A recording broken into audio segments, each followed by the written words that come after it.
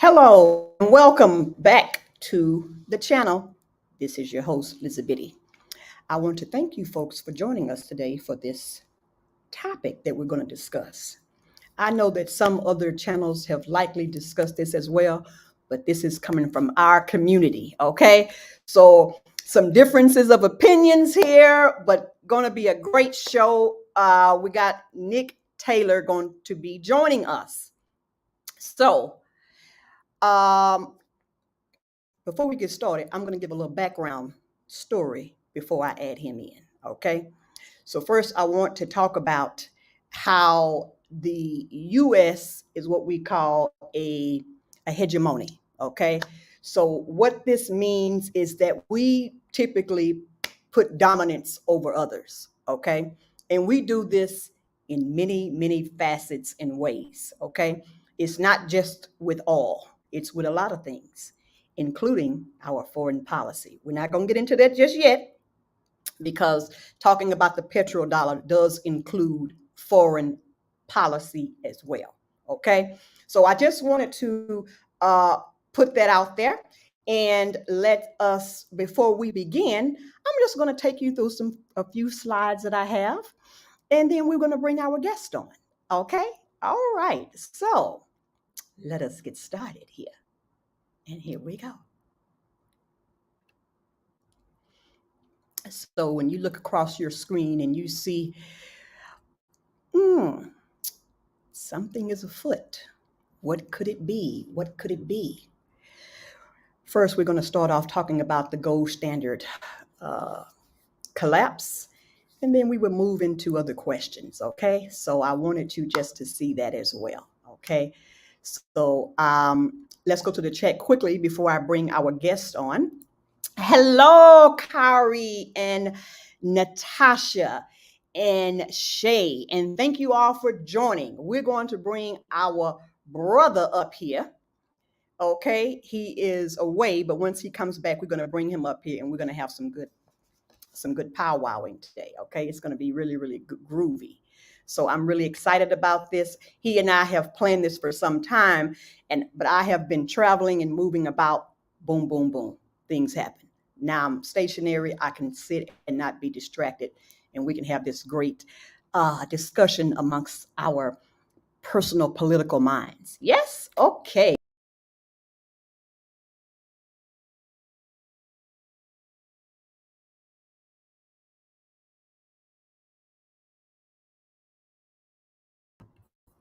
I am waiting. Okay, so here we go.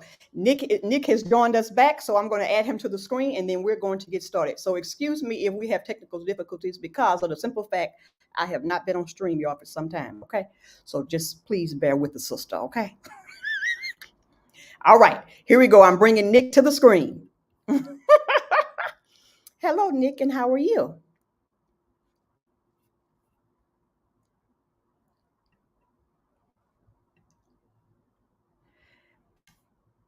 I can't hear you. Sorry about that. I said, Okay. hello, young lady. I was getting You're ready to say, now, looking. is that me? No, it's me. I got a audio, but I got a monetary switch where I can cut off the microphone without having to fiddle with the mixer. I'm sorry. How art thou? Okay. Thou is finest in you. Mm, I'm at work on Sunday. Oh, So, well, you making I some money mean, then. You making some money. no, I'm playing operator today. So, and I'm just playing operator. So when I move from my office, then I Mhm. gotta forward the office phones to here because there's no terminal right here. So I got Oh, line okay. number Okay. one and line number two. All Hey right. Well, y'all, this is gonna I am so a lot of stuff I know right off the rip. Some things because I'm old. I'm getting old. So I be having a oh and it'd be right there. And then 2 minutes later, uh-huh. when I done moved on, this thing came forward and said, oh, yeah, that's what it was. So I apologize Oh, in please. advance. Okay, okay. And I apologize for my technical difficulties for you folk who are going to be watching. However, okay. So we are going to get started with our show because I don't want to tarry too long. Okay. I don't want to keep Nick too long myself as well. All right. Let us get started here. Okay. So our first topic or discussion point that we have here. We want to talk about Mm-hmm. some background of the all wealthy countries that date back to the 1970s and gas issues that were happening at the time. I preface this discussion, Nick, by talking about how the U.S. is hegemonious in that we do dominance over others in many ways, not only in oil, but as Mm-hmm. well as with foreign policy, trade, blah, blah, blah, blah, Mm-hmm. blah. Mm-hmm. So I preface that for a reason, and you know why. I Oh yeah. preface that for a reason. But when the some historical background in that there was an Arab oil embargo. As we Yes. know, the OPEC countries, 5 countries that decided to get together back in 60, 61, Yeah. these countries, Yeah. September 1960 is when they start laying the groundwork. Saudi Arabia, Iran, Iraq, Kuwait, and Venezuela. Venezuela, Yeah. correct. They decided to make what we call OPEC. It's basically Mm-hmm. your major oil producing countries. Now, we Mm-hmm. know that Russia is one of the largest now, but it was not in the original 5 at the time in the 60s. And Correct. so, with that was going on, you also had some happening in the 70s. Was an all-time high. And you talked about before, as you said, when we just talked privately about working at your family's gas station and Mm-hmm. In experiencing the some of 70s. those Mm-hmm. pains that was happening at the pump at the time that went into the 80s. So we started in the 70s and it permeated into the 80s. Okay. But at the time, the consensus of U.S. foreign policy with your previous president, we know who his name is, Nixon, what they were trying to stop other nations from basically making a lot of coinage, if you will, because they had all this oil and burdening the system with their oils as well. So, what say you? Well, I Let's hear your think thoughts about all this. I from the street level now, from the investor level. Now I know what you have. There's going to be, and I get it, some people that's on the investment side that they would have a different opinion than I do. I get it, but everything. I don't think of investors first. I'm sorry, I just don't. I'm not saying I'm right or they're right. I'm just saying this. I just don't. Um, the way they initially planned it was like, okay, we taught you how to get the oil from the ground to the top. Now you want to bite us. Well, you left a loophole in. Running nations is a business because you have millions of people. I'm the president of Nicktonia. I got millions of people that's depending on me for their lives. I'm the Of leader course, of the place. of So, course. and for me to try to tell my people, look, well, the reason you're suffering is because I didn't want to kick over a table in such and such country. The masses of my people, they ain't gonna want to hear that. Don't think they know is, dude, what are you doing? But the original deal brokered, you figured they would have put in a revisitation clause. Okay. Mhm. Now, but they didn't. Well, as far as I've researched over the years, they didn't. Then when you cap your own oil, okay, think about it like this. Liz, I feed you breakfast and dinner and you have to make your own lunch, right? That's part of our Mhm. deal. I Mhm. bring you breakfast, I bring you dinner, but you got to provide your own lunch. And you go, okay, deal. Now forget that you got just as much food in your refrigerator as I do. And then I decide one day, you know what, Liz? I'm cutting back on your breakfast. And instead, you think the natural response will be like, well, Nick, I guess the deal with me and you, but you bringing me breakfast is off because I got a refrigerator full of food. So I'll just make my own damn breakfast. Wouldn't that, I mean, to me, that's the logical thing, because when your stomach start grumbling and you got a refrigerator full of food, but they didn't do that. You got to let we used to have to limit vehicles. I remember when when I was a gas jockey, the first limit was 12 gallons. That didn't work. Then we had to bring it down. The state of Michigan, they brought it down to 10 gallons. Then when that didn't slow it down enough, they brought it down to 7 gallons. Now, the younger cats, they don't know what a Chrysler Imperial is. They don't know what a Ford LTD station wagon is. They don't know what a Caprice, they don't know what a Delta 88, 5 gallons. 5 gallons? Where are you going to go with 5 gallons in a Cadillac sedan DeVille? A Lincoln Town Car? What, you going to make it back to the house? I mean, nowhere. Not even yeah. Up to the 7-Eleven to get your smokes. Yeah. But so then, and they had to know this. But here's the killer part. We know there's enough gasoline. We know there's enough crude oil to be turned into gasoline, and we possess it. We know it. Now, some of the people, I say half of the motoring public knew that. The other half didn't. Okay. So now granted, I was a youth where you was just a damn 15-year-old. Yeah, but I worked at a service station. I worked at the source. You know what I mean? I'm the guy standing there with the nozzle sticking it in your car. You think I don't know? We had to cut off. We'd have to put up an out of gas sign, Liz.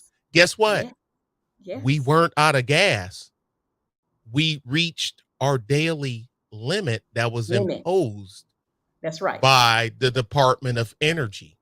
And if he would have sold more than that, and they spot inspection and check your tanks, they will pull your license. They'll make the state pull your license, because they give the license, the feds give it to the state, and then the state gives it to the individual station. So we're lying to people that we didn't have gas. But what am I going to do? Hey, I'm a kid. I'm 15. What do you want me to do? Okay, but hold that point right there, Nick. Yes, ma'am. It's something very sinister in that statement. Okay. Yes. When you say, well, we basically the business owners that own the gas stations were lying to the public. I remember watching the signs go up that say that they were out of gas. Mm-hmm. I remember that, and they were not out of gas. Just like what you're saying. We weren't. Because those people would have lost their licenses to operate. So I'm just going to put the plug here. I'm going to let you finish. But if we are lying about that, what else are we lying about? Oh, we lie about all kind of stuff. Okay, well, continue on. We lie about all kind of stuff. I mean, we lied that we didn't have nuclear capable platforms during Desert Shield and Desert Storm. And I'm like, and I'm sitting there and I'm doing this.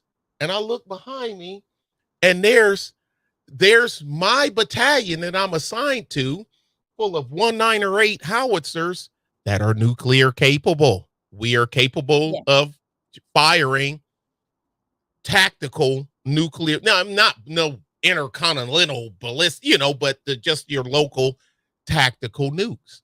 And I'm like, but I'm looking at on our satellite TV and CNN. the United States does not have any nuclear capable platform here. Yes, hello, hello. You don't look behind us. Yes, we do. Now we didn't have any. Now we didn't have any nuclear, shells, Of but course, of we course, got of the course. platform. But the platform is here. The only thing you got to do is bring the SAM to me, and I'm gonna let it off. But anyway, they lie. They lie. But the thing is, it took me a while, well, not really, a while to figure out that other countries, they do the same thing we do. We do the same thing they do.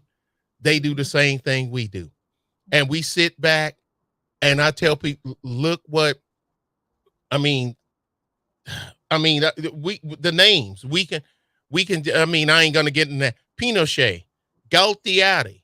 Look at what oh man, what was Ernesto's last name? I can't think about the stuff that they done the same thing.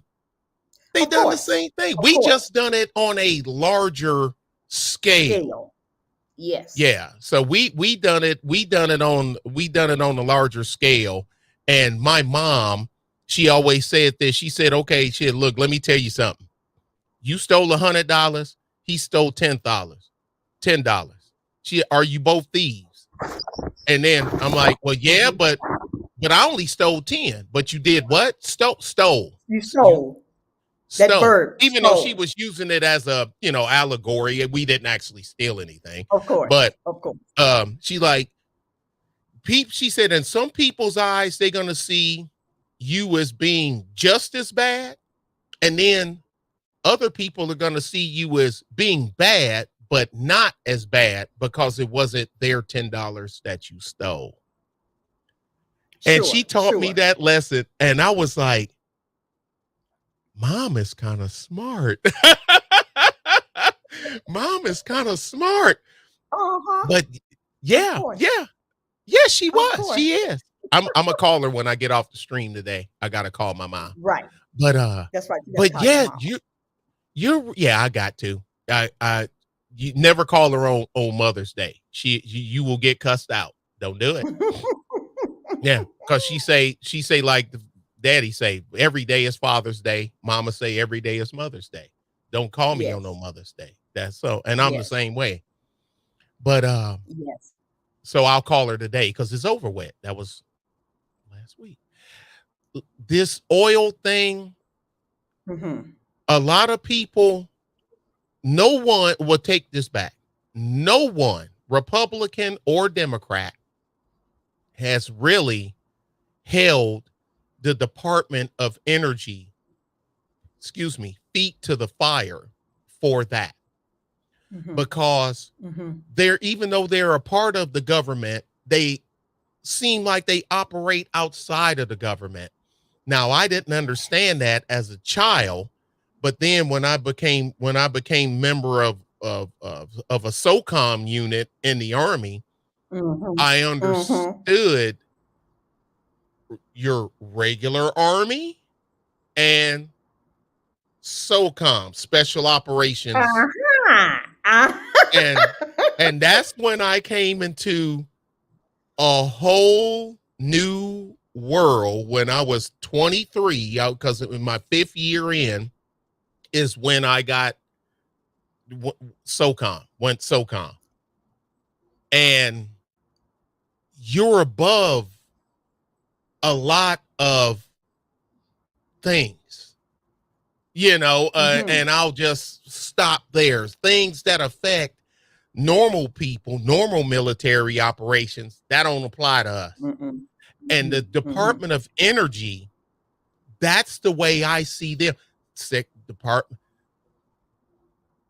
Secretary of State, Department of Energy are two of the most powerful entities on this planet. And I'll carry that to the grave. Department of Energy is even more powerful. Well, what about them? They're more powerful. What about FDA? They're more powerful. What about the CDC? They're more powerful.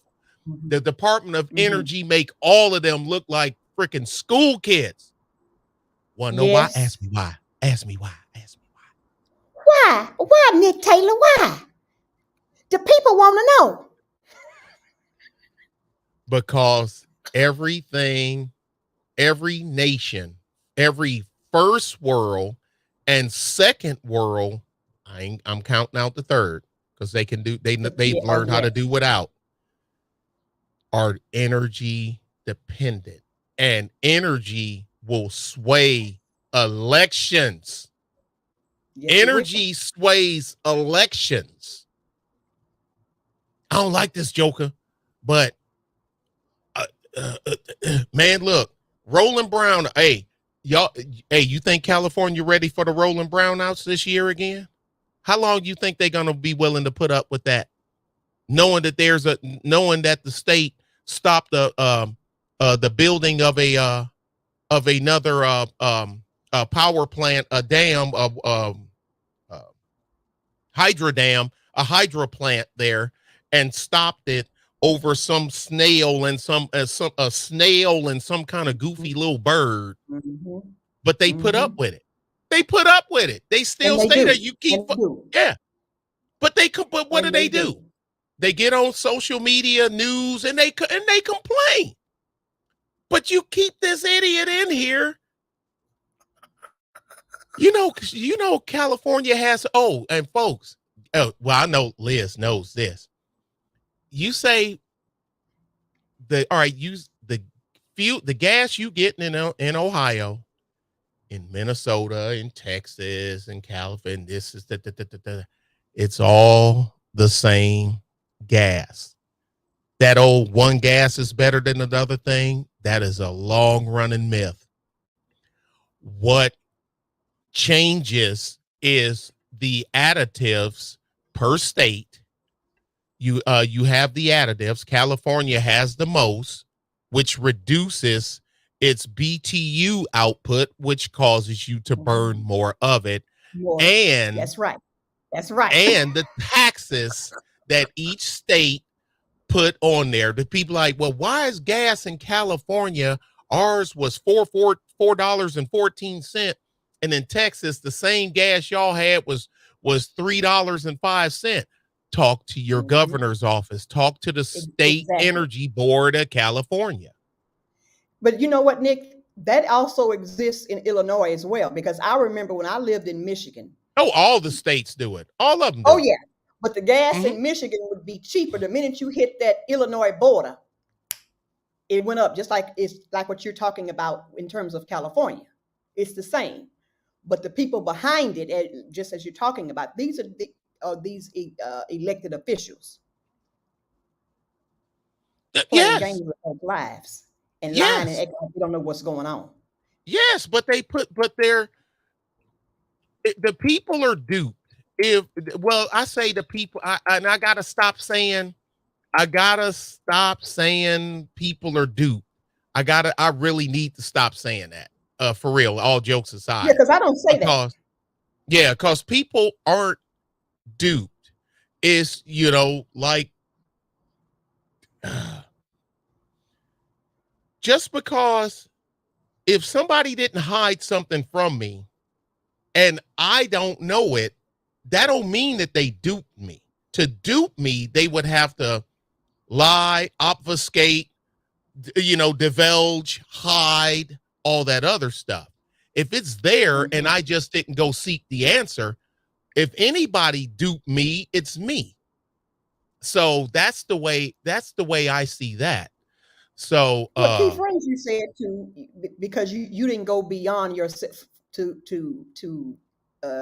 gain knowledge yourself, and that's a yes. problem with us. And you know this, not just on this Yes. topic, but with a lot of things, a Oh, lot of a things. lot of topics. And well, you know the stuff that I put up on mine. Mm-hmm. Uh People and I will do this now. How far they go from it from that, of course, I don't know. But I have had people say, dude, I'm just as old as you, and I didn't know that. Or, dude, Yes. that's the first time I've ever heard somebody say that. I've even had Carrie can tell you, because we have conversations behind. I have people that they want to say what I'm saying isn't true, and they will only go to research it to try to disprove me. Disprove you. Not, and then they find out, holy crap, he's telling the truth. And they won't come back and apologize on the screen like they criticize me on the screen. Mm-hmm. So I put them on blast. Now the ones that say it behind, like if they come behind the curtain and say, Nick, man, I don't know about that. And I'm like, dude, let me give you some articles. All right, look at this date. Look at that date. Look at this vote in Kansas in 1947. Look at this vote where they had on that, on the dispersion of weapons. If we ever happen, this, that, and other, da, da, da, da, da. Then they go look at it. I'll be damn, there it is. I say, yeah, they ain't hiding it. They just know, and now I won't put them on blast because they didn't come in the chat or on the screen and try to usurp me. So I will take their apology or whatever behind the curtain, just like they criticize me behind the curtain. But the ones that you're gonna blast me on screen, but then you want to tell me that I was right behind the curtain. No, I'm putting it on the screen.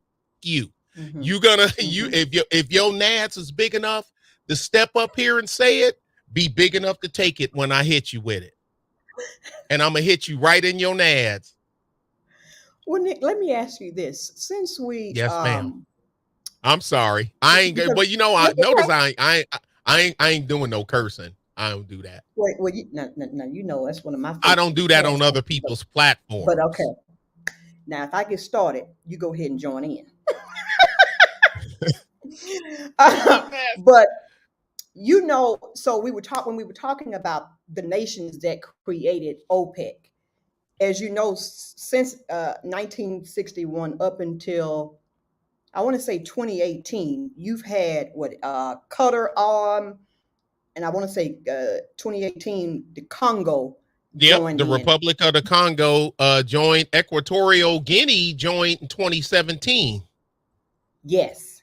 Because so we went a long time. Increased. Yes, without members. We went a long time.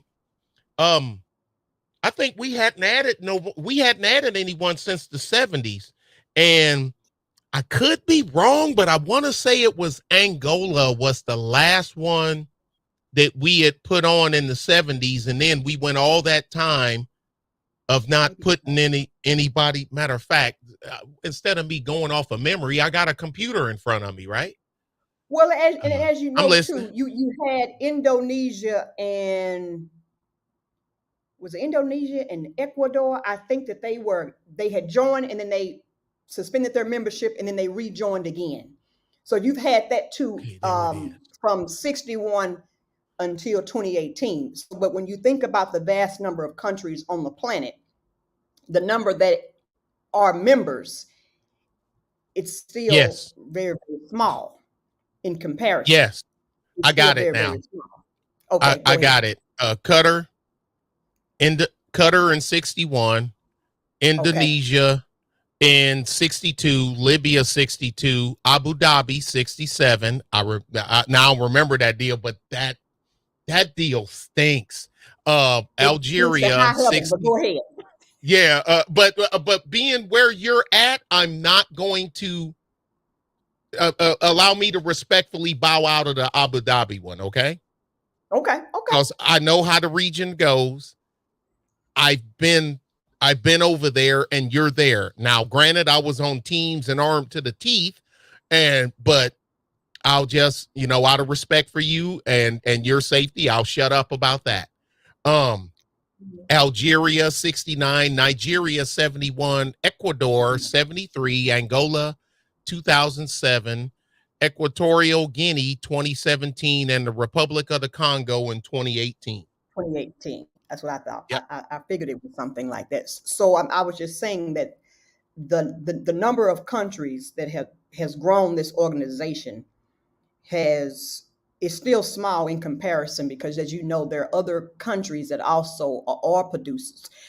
Either they have not founded in mass, or they have just decided they're not going to join for whatever reasons.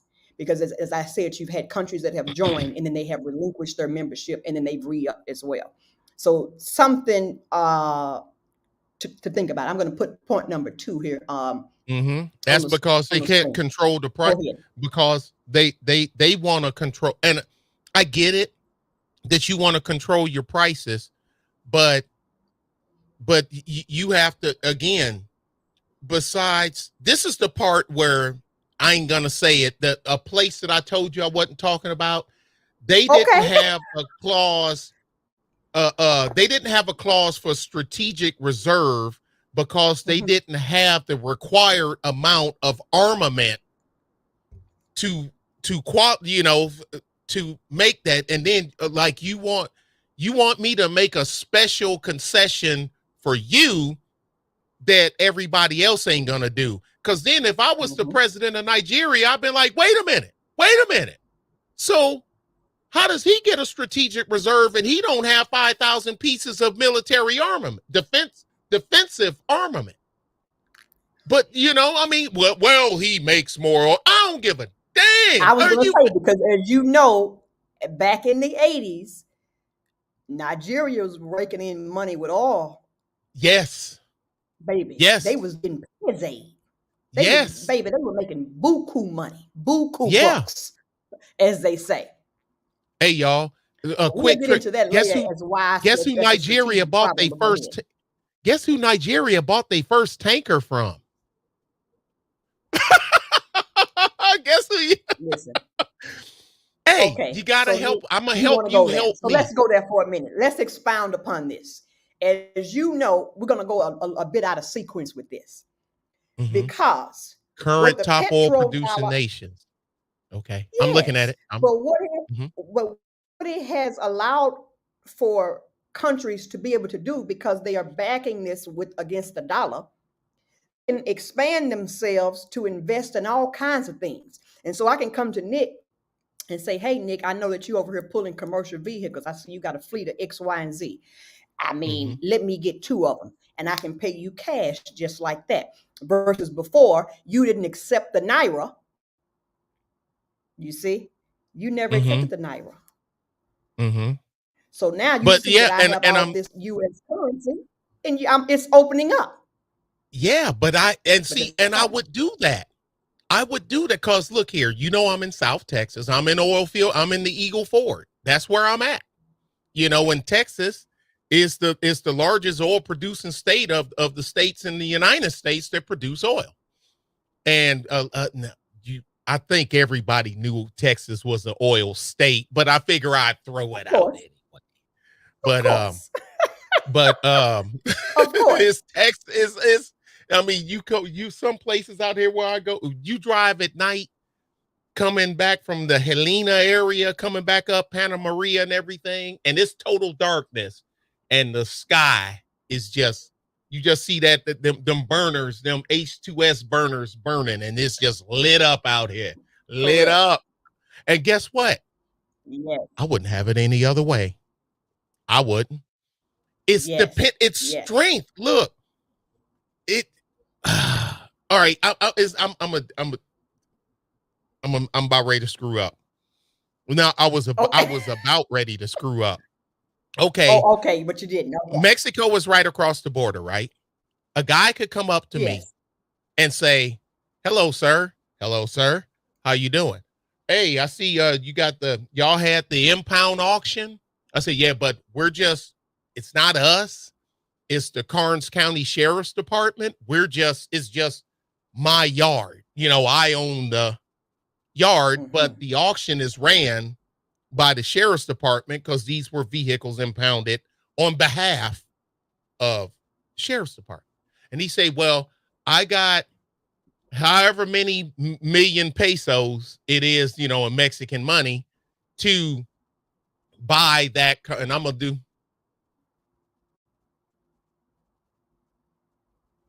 You, sir, what? That's what I'm saying. Said I got that same man could leave, go to an exchange, and come back with American money and say, hi, remember me? Hey, I remember you. What's going on? Mr. Ramirez, right? Yeah, how you doing? What you got, boss? I want to buy, but now it's our currency. I'll take it. Yes.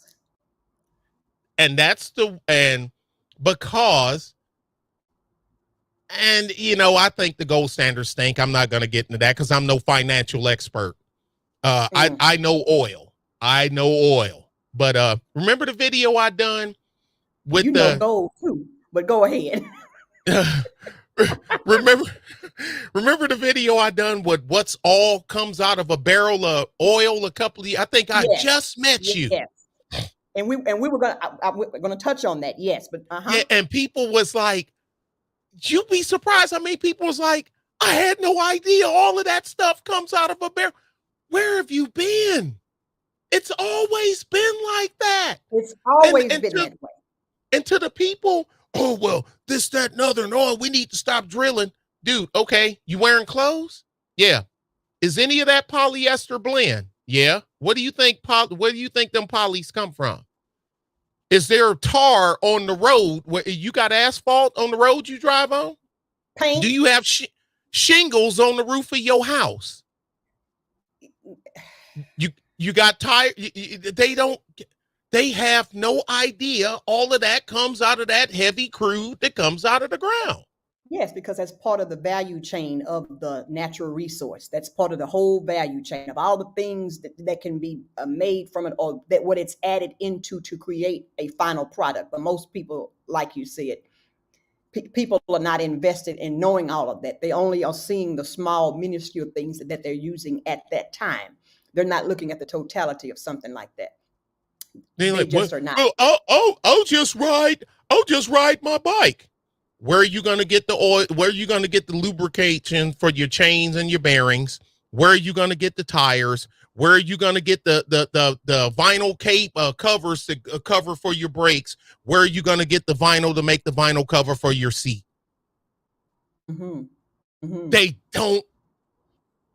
They can't see past that own liberal bullshit. Bull crap that they've been fed, thinking, that this. No, I mean you're absolutely correct, because they're only looking at the commodity in terms of where it Yeah. stands alone up here, not the thing How can you tell that's people to stop eating sub to it. chickens? How can you tell people to stop eating chickens, but you eat, I don't eat chickens, but I eat eggs? Well, where did the egg come from? The egg came from the chicken. Okay, so we got to produce chickens, layers, as they call, because you got fryers. You from Texas, you got Correct. fryers and you got layers. So it's okay for us to produce the chickens to make you your eggs, as long as we don't eat the chicken. Yeah. You didn't know? What? Yeah. Yes. That makes no sense. That's the law. That is the law. Well, doesn't matter. I'm eating that chicken. I'm a fried it. No, actually, I don't eat fried chicken, but I do grill chicken. I do grill it and bake it. But I'm sorry. There again, and it's not only with oil. There are other commodities where people miss the value chains of what else is made parts and parcel to that commodity. Many things. So much. Okay. So paraffin. I tell them, you wear makeup. Yeah. I tell them, you wear makeup, you wear lipstick. They say, yeah. I said, that's paraffin. It's paraffin based. What the hell is paraffin? Yeah. Look it up. And then I tell them, look it up. Because if you ain't gonna learn nothing if I tell you, but if you look it up, everybody absorbs information different rates, different ways. Me and you could have been in the same history class, and you got an A and I got a B. We had the same teacher. We had the same book.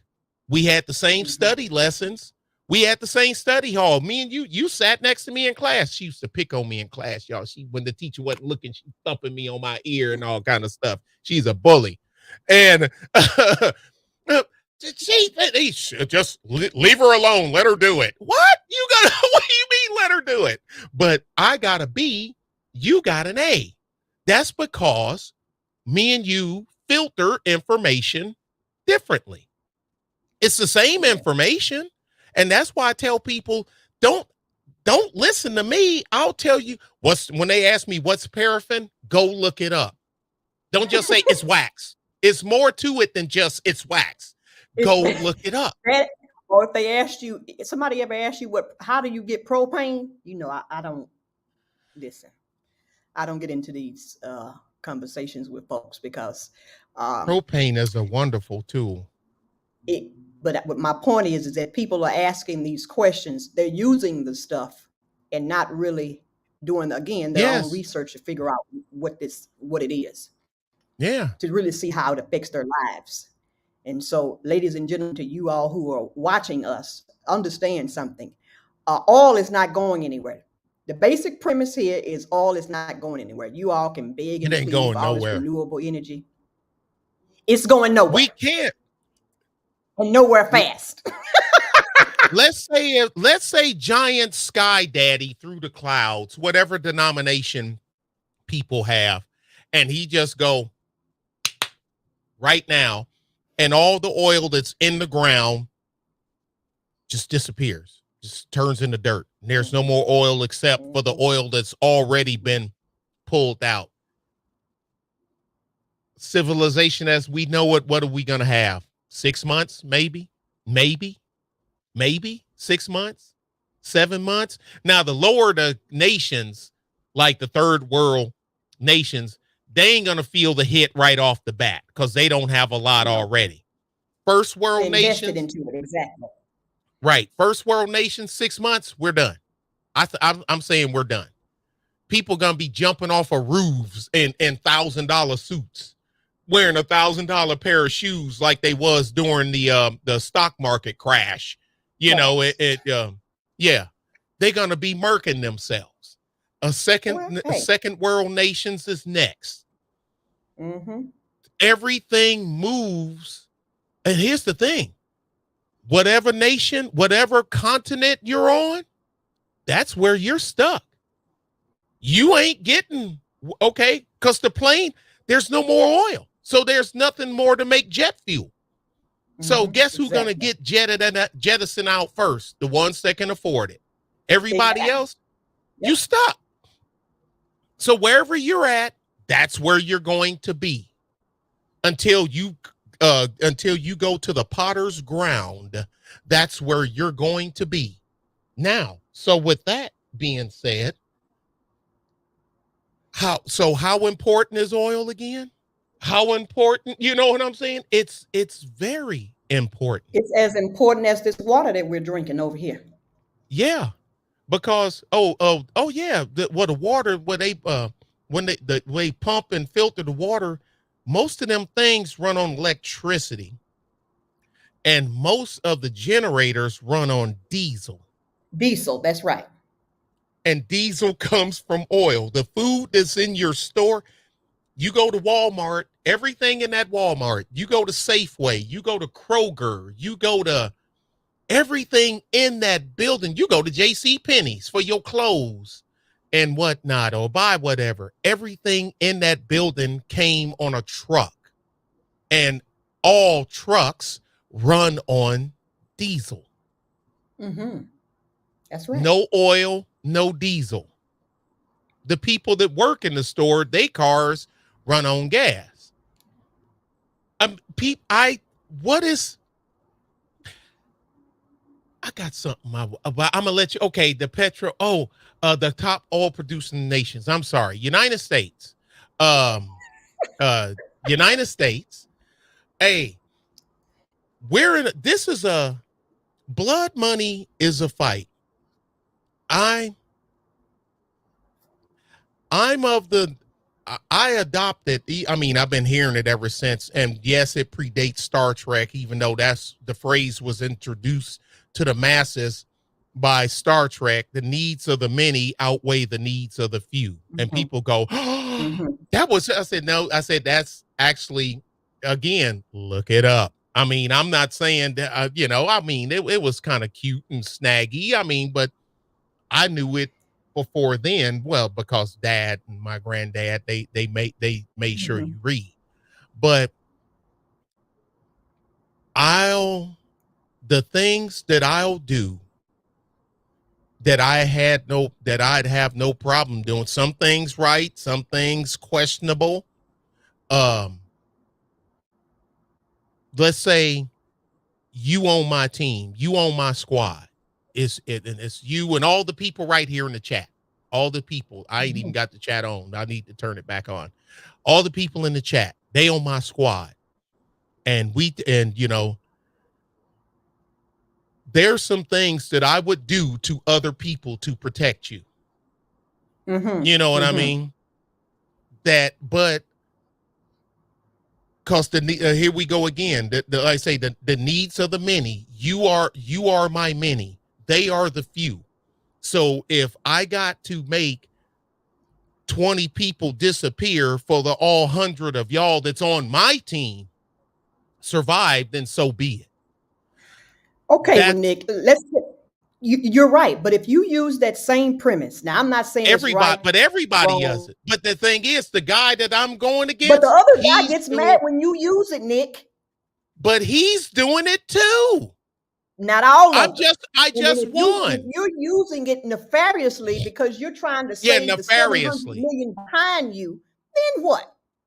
See, No, you're gonna have to no, have a point to where I you didn't say lay I'm it done. right. I'm talking about the ones like you're attempting to disrupt my system. You trying to make the people, all my friends here in this chat, you're trying to get rid of them. These are my people. You know what I'm saying? And I'm going I to get that. defend them. Yes, That's all I meant. Now, if you ain't messing with me, I ain't bit more gonna mess with you than the man in the moon. You okay, you yelling at me and calling me names. Okay, whatever. You want a sandwich or not? You know what I mean? but Nick, That's the me. mere fact that you could even have that, but Nick, when you have that stance, yes, okay. So you Mm-hmm. say, okay, so Elizabeth is not messing with you. However, I'm over Yeah. here talking to someone that you not necessarily like, and so you institute things to cause problems for me because you don't want me doing business with someone that you don't like. And I see that and I don't like it. I see it and I don't like it. I Yes, don't and that's what but goes on against the will of the yeah. people. Yes. Now, especially if it's something that's happening or if it's and that's one thing about information too. It's certain things that I know that I'm not privy to. And so if I'm not privy to it, I'll use myself as an example. In the military, you got a thing called a 201 file. It's pretty much Okay. your Bible. Um, it's everything you've done from the time you raise your right hand, say your full name, I da da da da da da da da. Okay. When you leave, you get that file. Okay. I could hand you that file and you can look at it. You're a smart cookie and you look and you see Panama, Honduras, Bamberg, Germany. What the hell did he go there for? And then you're going to see stuff with black blocks that's blocked out, whole pages. And then this one, here's some more stuff Mm-hmm. and whatnot. So you only know what's being that you can see in that file. And then you like, a whole bunch of this stuff is blocked out. Now you don't know what's blocked out, but guess what? I do. Now I didn't block it out. The folks Right. upstairs blocked it out because it's on a need to know. It's confidential. You know what I mean? So here's the thing. This is the old tree falling in the forest. So just because it's blocked out, Liz, does that mean that I didn't do it and I didn't go to them places because you can't see it? Well, not necessarily. Right. Right. No, And that's what I get the sentiment. and that's what they're doing. Okay, look at the Budapest Agreement. which is part of the stuff. The backlash is going on to everybody. And here we go again, people. What the hell's the Budapest Agreement? Oh my God, man, what is wrong with y'all? They signed it. Ukraine signed it. Russia signed it. Budapest, United States signed it. Bill Clinton was over there. Bill Clinton went there and signed it in person. Okay? Yes. And I ain't mad at Bill, because if I was Bill, if I was his aide, I'm like, Bill, you know I don't like you, but you need to go to Budapest and sign this thing. You really do. I would have said it. I would have said it. But how the hell was we supposed to know that later on that they were just going to ignore the hell out of it? Then what the hell did we make this thing for? But anyway, so just because, so people throw all that stuff out. You see what they're doing right now? Well, Bill Clinton, and y'all know I don't like him, but I ain't going to lie on him. He did help them, you know, the Budapest Agreement. He stood behind it and he signed it. It's not his fault now that 3 of the nations involved are not adhering to it. But what is he supposed to do? And they're not. Yeah, so what is he supposed to do? What can he do? Well, he's not the president anymore. Well, Nick, my hands are tied. You see? Yeah, because he signed it. So you have put me into a corner that I have to get myself, and I'm going to do it by any means necessary. Yeah. Oh, Saudi Arabia, I pulled 17% of the world's proven crude oil reserves, second largest in the world, too. Us. Third is Russia. Russia. You got 2 more because it's 5. It's 5. Yeah. Russia, third largest, 11.3 million barrels per day. In 2022, they don't have their, I can't remember the name of their extractor that they're trying to use. They don't, it's not as efficient. They haven't got fracking down like we have. They haven't. And I don't see them getting it. Not being a DICK, the only way they're going to get it is to steal it. But the thing is, okay, but if a 5-year-old steals a car, I say, I ain't worrying about him stealing. I got a dog that chases cars. If you ever catch one, he don't know how to drive the son of a bitch. So, okay, all right, the car stopped and the dog jump in. Okay, now what? What are you going to do? Pee on the floor and jump out? I mean, he can't drive it. So Russia, and that's why Russia, even though what nothing they can do about it, put out a statement against the United States reinstituting fracking because it's giving y'all a unfair advantage on extract. Wait a minute. Wait. So wait a minute. I'm supposed to leave my best quarterback sitting on the bench to try to make this football game fair? F no, I want to win. I want the ring. Okay, ice up, baby. Get your quarterback. Get him ready to go. Pick your favorite quarterback. On the bench, I'm putting him in the game. Well, that's not fair. And so we're supposed to not frack. Yeah, so we're supposed to not frack, not to do fracking for natural gas is what we're really doing now, more so than oil, but that's a different story. Because it's putting you at a disadvantage. Well, wait a minute. Our customers ain't the same customers that you have anyway.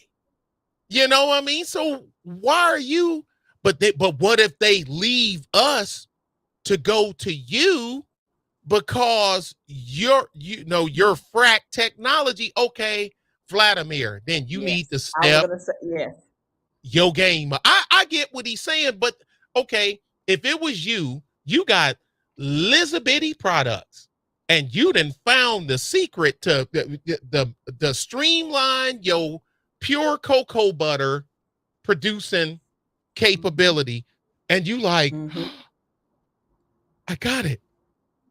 And then I come to you, you ding ding, and you like, hey Nick, what are you doing here? Showing up unannounced. How are you turning out so much cocoa butter in a short amount of time?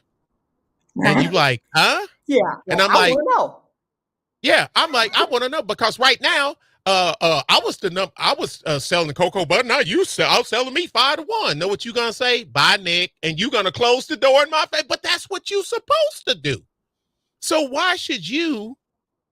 It was you figured it out. Now, if it was a we figured it out, then Then it should be a shared thing. I got you. But I didn't. I I got didn't help you figure it out. Elizabeth figured it out. And now you done doubled your production, which means you can reduce your cost, your price cost. about 10%. Yes. So you're actually selling more, and you're still your net gain is gonna go up, even though Of course it is. you're Of selling course. it for 10% less because you're selling twice more. So which is a 30% profit index, folks. And but I'm mad because I ain't figured out how you doing it. So I'm Yes. hating on you, but your thing to me said, well, Nick, maybe if you get off the goddamn internet and get your ass out there in the plant and try to figure out a new straining way then you might be able to catch up. But I'd be insane to expect you to slow down so I can catch up with you. Yes. That would be insane to me to think that. But look, everybody know Ukraine's oil is hard to get, and it's an oil shale. Russia got some regular deposits and some shale, but they've been drawing on Ukraine for a while. They've found the shale deposit. It's just more of a process to extract the Yes. oil from shale than it is. So your price to barrel index increases. It's going to increase. That's right. Exponentially. So normally, just like our shale normally goes to our strategic oil reserve because we don't have to sell it. So that's right. that extra we got to do to make it's no big deal because it's not going to the market. It's going in the oil reserve. Your normal fracked oil is what goes on the market. On the market, now, right. Now, is it our fault that now the majority of y'all's is in shale? I mean, we didn't build the earth. We didn't build the earth. So I'm supposed to slow down because now y'all didn't hit the shale and y'all having a hard man. Stop. Fourth is Canada. Canada is like that ugly little sister that wants to follow you everywhere you go. She's nice she's nice. She means well, but she ain't as pretty as she thinks she is. You know what I mean? She's trying to punch above her weight class. But understand something, Nick, because you said she got the queen behind her initially, and you said the U.S. So when you think of the U.S. and Canada being in the continent of North America, the two of them in terms of being solid players in the game, those two can make different chess moves as well. Sure. And plus, so how they fit each other. Hey, y'all, let me let y'all in on a little bit something. Canada ain't on our side in the energy independence war. Canada's allegiance is to the crown. Which I mean, who don't people, whether Canada or listen up, do Canada's allegiance is to the crown, to the throne. That's true. That's just the way. I ain't mad at them because guess what? If I was Canadian, guess who my allegiance would be to? It would be to the crown, right, wrong, or indifferent, because that's, so I ain't mad at them. You know what I mean? But again, Canada's consumption is less than its production. Well, I mean, because most people in Canada, where do they live? all the way at the south, right at the U.S. border. Once you start going up into Right along up Canada, in ain't here. nobody. Yeah, ain't nobody up Yeah. there. And then they got to figure out uh that if they get a prime minister that's smart enough to know that they're going to have to put the pipes above ground like we do in Alaska because of the shift when you put them underground and when it gets cold, even if you go under the permafrost, it will bend and eventually crack those pipes. Now you got to dig it to fix it. When if you leave it above ground like we Then did in that's Alaska, you don't have them. Well, how do you keep well we have it has heating elements. They have oil heaters stationed strategically to keep the oil yes. warm so it Yes. flows. Hello. Why Snurler. how is it that people from Texas, where it's super hot, even though it do get super cold in the people don't realize how cold it get in Texas in the wintertime. Now, our winter is short, but it's still cold. But how the hell did Texans come up with a Mhm. system for It's oil changed flow? over the years. Yeah, so daggum cold. And you figure Canada, if anybody should have a mastery of the cold, it should be the Canadians. Number 5 is your favorite, and well, Super Sly's favorite, Xi Jinping's boys, China. Xi But Jinping. China, Right on. Xi Jinping. Oh, we got this thing when we be on the stream. I'll be messing with Sly because he be talking junk, and then I'll be, oh, a Super Sly. You a talk of junk. Don't worry. We'll take you to go see a Xi Jinping. He not gonna think of you as so funny. And Sly said, we was talking to him. He said, man, it's a damn shame. I said, what? He said he went into a store to buy something, right? And it was an Asian guy. And Sly said, as soon as he looked at him, he could hear my voice mocking the guy. And he said he trying to keep from laughing. He said, God damn it, Nick, you got me fucked every time I see one of these guys. A Super Sly. Exactly. I'm toxic, but I admit I'm toxic. Yeah, but China is also the largest energy producer. I mean, consumer. That is correct. That is correct Yeah, because of the population size.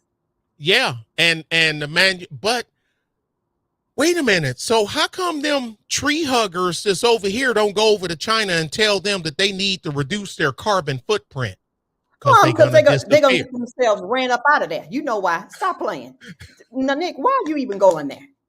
That is a communist state. But know what? The But see, game but and the they rules are a little bit different. know why they do it to us? Because they know ain't nothing gonna happen to them. They know ain't And nothing there it gonna is. happen to them. They know ain't nothing gonna happen to them. Yeah, you will have some, but that's it. They know ain't gonna. Xi And not even Jinping will that. make you disappear, huh? When you like you were saying, because of the manufacturing as well, it's the population as well as the manufacturing. But these people are not going to Yes. go over there No. because they don't No. have those same the political structure. Even though we are not, meaning the U.S. is not the definition of a true democracy, they are not going to go No. over here and start doing the shenanigans. They're going to find No. themselves doing hard time pushing up a rock somewhere. Yeah, you ain't gonna make it. And then, well, why do No, they need to have the carbon scrubbers and they need to have, and I'm like, look, dude, it's a double-edged sword. You want cheap stuff. I don't care. I don't like cheap stuff. I like quality stuff. I like the stuff. quality. I I'm from the age when you could buy a toaster and you get 10 years out of that damn toaster.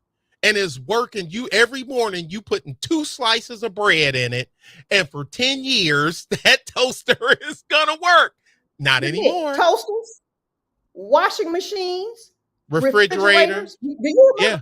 you remember when washing machines, the agitators? I was having this conversation with someone that we were talking about washing machines, and we were Mm-hmm. talking about how the agitators over time have become degraded, and they don't Yes. wash your clothes like they used to wash your stuff. And the Nope. washers back then, even in the 80s, the stuff would last. If it said you had a 15 or 20-year warranty, you got your 20 years out of it.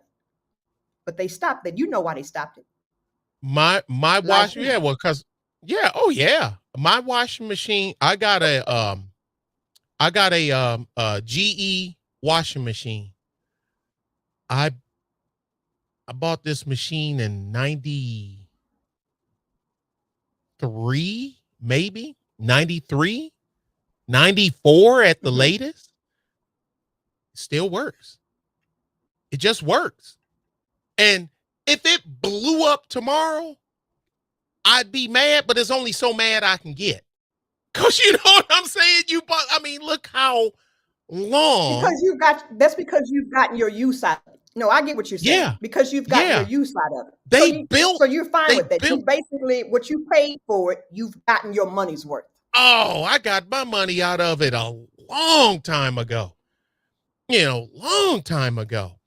Um, TVs, even though they were big and bulky and whatnot, TV would last you forever. TV would last you Yes. forever. Do It would you just. remember, Nick, when they stopped making floor model televisions? The people that I still love my had floor had the model. floor model TVs, and the big name, I think it was a Magnavox. I think it was Magnavox was one. Yep. Curtis Mathis, Curtis RCA. Mac. Yes, but they would, Mm-hmm. even after they stopped manufacturing them, you could walk into some of your relatives' home, Nick, and that floor model television would still be working. Up to about 8 years ago, you could have walked in mine. It's still seen. I put it in the den. It wasn't broke. It worked. It wasn't That's broke. what I'm. Yeah. It worked.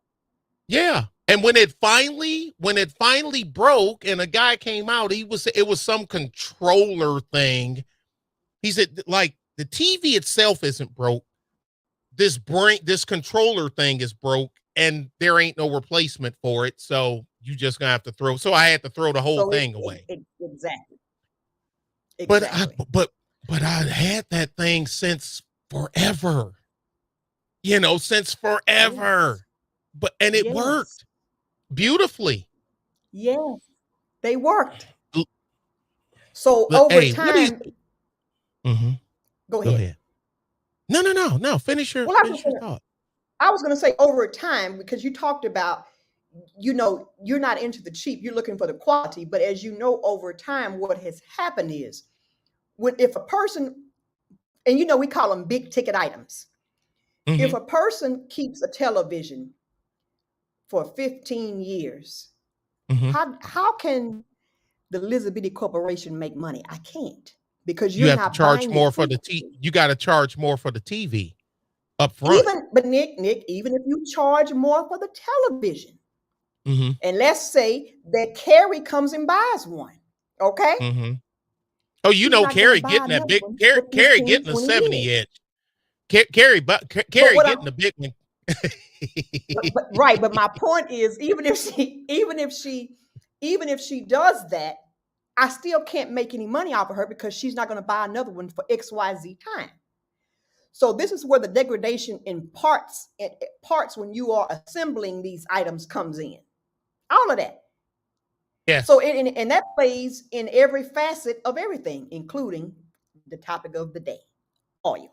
The same. It plays the same. It plays the same. Oil and So a certain portion of oil products are actually the renewables that people cry about. That's agreed. I the combustibles aren't, but the rest of it is. The rest of it is. Oh, Yes. one of the number one loss leaders that they then finally admitted to the department, the oh, it's not Department of Energy, it's another one like the Department of the Interior or something like that. Then admitted that plastic recycling is one of the loss leaders, worldwide loss leaders. They just put it out last week. I have to find that Mm-hmm. story. But Mm-hmm. you're spending more, they're spending more energy to renew the plastic than they are to replace the And they plastic. ought But to. I get, I but I was yes, understand. I understand yes, because I if I have to spend some more to keep it from going into the ocean, I will. I will. I will. sure, Now I wouldn't try to sure. force nobody else to do what what I'm doing, but I will. Remember when plastic used to be strong? Remember when you were a kid, when we were kids? Mhm. Stuff that was made of plastic, it may as well have been made out of steel. Plastic, yeah, but Yes. plastic now is just, I guess it's the law of diminishing returns. After you done Mm. redone it, I guess so many each time it just gets a little weaker and a little. I'm guessing. I Yes. don't know. But plastic, when we were kids, hell, the GI Joe toys and your Barbie them things, you could kill somebody with one of them things if you hit them with a toy. Yes. When we were Yes. kids, you can't. But Stuff see, now is plastic; it falls apart. it falls apart. But you know, a lot of that came from too, like you talk about these tree huggers. If you recall, in the 80s, Mm-hmm. especially, how they would say, okay, well, they're making the toys this way. Now they have become so toxic. That was a BP, way what do to they call it? degrade BP, BPA, BPA. BPA. But Yes. that was a way too to garner more money. Because like you said, look now, you know, when you follow the whole life cycle of how this stuff is just changed and been manipulated, there are things that go into play here. I mean, you can look right now at what's happening with the construction industry in the US. I know some people who are trying to build homes and stuff, and the prices are just ridiculous. And what used to be standard, cheap linoleum, Nick, cheap linoleum, High is calling dollar. it it's an upgrade. No, that's an upgrade. So what? I'm walking into my house, I'm walking on concrete. I mean, I like stained concrete, but I'm just saying. Yeah. Stained So concrete is the lick. linoleum is an upgrade. Uh-huh. So, Wow. you know, Linoleum. yes, Hey, linoleum dig is an upgrade. dig this. Now funny you say that. Now this is a plastic thing. PVC. Yes. Carrie and Bun and Natasha and them, they seen the place. My nephew, he bought a new manufactured home, right? That thing is Mm-hmm. freaking beautiful. And we had to go get the PVC pipe, the run for the water and the sewer from where we put his house all the way out to the road. You know how the farm to market roads is here in Texas. Mm-hmm. Yeah. And that's where the water line is. It the PVC it was $2,700. And I was like, what? I picked it up for him. I went to the same place that I got mine from when I put up my place in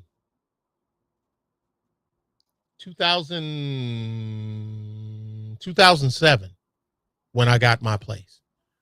2007. I paid, and my house is a little further off the road than his. Not much, but just a little further, like Mm-hmm. another maybe 40, 50 feet, further off the road than his. I had to go digging. My PVC was $610 for more of it. For more So of it. 610 to 2700. Yes. Yes. And I was, because I thought the guy was joking with me, because I know him. We tow their Mm-hmm. trucks. It's a supply company, and and we always grab ass and joking around. And I went and got the flatbed, because the more stuff we do ourselves, then I ain't got to pay a drive, whatnot drive. So we do it ourselves. And I was like, all right, Mr. T, Mm-hmm. yeah, that'd be $2,700. And I'm like, I'm waiting on them to go, ha, ha, ha, ha. No, there was no ha, ha. I said, No, man, that's the I price, bought sir. the one, I bought the one from my office that I put up about 7 years ago, my new office, then got, because I always go to the same place. It's a company called Morrison. Um, just like Jim Morrison from the Doors, you know, and I'm like, and I'm Okay, yeah. oh, oh, we tow all their trucks. We from San Antonio, all their yards from San Antonio all the way down to Corpus Christi. And he's like, man, it's just, he said, hell, if I would have got it, he said, bruh, if you would have got it before the COVID, before the excuse me, I said the ugly word, the woo flu, before the woo came in, he said, this is 2,700. Yeah. He said, you would have got it for about $1,100. I said, this then went up that much in 2 years. He said, yeah. I'm like, all right. What? Yes. Wait till wait till the full impact of this computer chip shortage kicks in. It's here, computer but chip, car chip, all this stuff. Yeah, silicone. That's all it is. Because I tell people that chip don't know if it's going in a phone, going into this camera, going into a car. It's just no, I'm a computer chip. What do you? There's switches off, on. Yes. Voltage in, voltage out, off, on. There are valves. I tell people, think of a computer chip as a valve. You know, like when you turn it on your water, the more you turn it, the more water comes out. The more you turn it. And Nick, you can look at the price of current computers now. When's the last time you purchased a computer? I purchased the one that I have, that I'm on right now, right before the D19. I think I paid $2,200 and some change for this. I only use the MacBooks. I don't know what they are now. I could just imagine if I needed one right now. Every computer I've had ever since I build them. I built this one. I've done the video of the build and everything. Oh yeah, I've seen you with your parts and all that good stuff. Yeah. Now, granted, you know, you're a little techno savvy. Yeah, just a little. I'd have to buy the parts and send it to your house, and then come pick my stuff up when it was ready. And that's what people do. I was doing that on the side when I first oh God, let me send this guy this thing. I'm sorry. I forgot all about him. I am so sorry. That's okay. Oh God. Okay. No, I'm just sending it. I got it. I got him squared away. Squared away. Okay. But I buy the parts because I put them together. And how I learned how to do when I just got out the military, didn't want to be a PSC, private security contractor, even though I did do it a little bit, because there are certain MOSs and certain people that they want, you know what I mean? The stuff that everybody else have to go through to get in, we don't, you know, because our community is rather small. So either they gonna know you or they heard of you. It's like, hey, you was in 2nd ACR during Desert Storm. Yeah, you was Howe Battery. Yeah, sure was. Gun Chief, Howe Battery. Yeah, come on, hey, y'all get out of the way. Come on in here. But that's the community. That's the way, you know, that's just the way we get down. But because I'm like, I got kids now. I got kids. I got kids. But then I'm thinking that's kind of stupid. Well, not stupid. Yeah, I'm gonna make 5 times as much money I would in 6 months than I would, you know what I mean, 2 years of service, you know, in the military over here. But I don't have the umbrella of the U.S. Army over me. There is no umbrella. You're your own umbrella. Yeah. So you have to be extra careful because I didn't want my kids to become, you know, fatherless. You know what I mean? Mm-hmm. Um, Mm-hmm. so I done the one. That was it. I ain't doing no more. I'm out. You know what I'm saying? I'm a Mm-hmm. stop. That's a trip.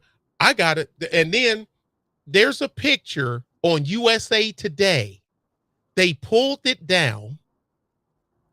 A lot of people still got it when we were in a place, and because you never know who you're providing security for. You just you don't know. They don't. We ain't got to worry Mm-hmm. about it because if we don't tell you, you know what I mean. We ain't got to worry about nothing. But you find out literally before they come off the plane because the Secret Service, they're up there. They're Of course. up there, and then we're the outer perimeter, and they snap the picture with Donald. And guess who's standing here?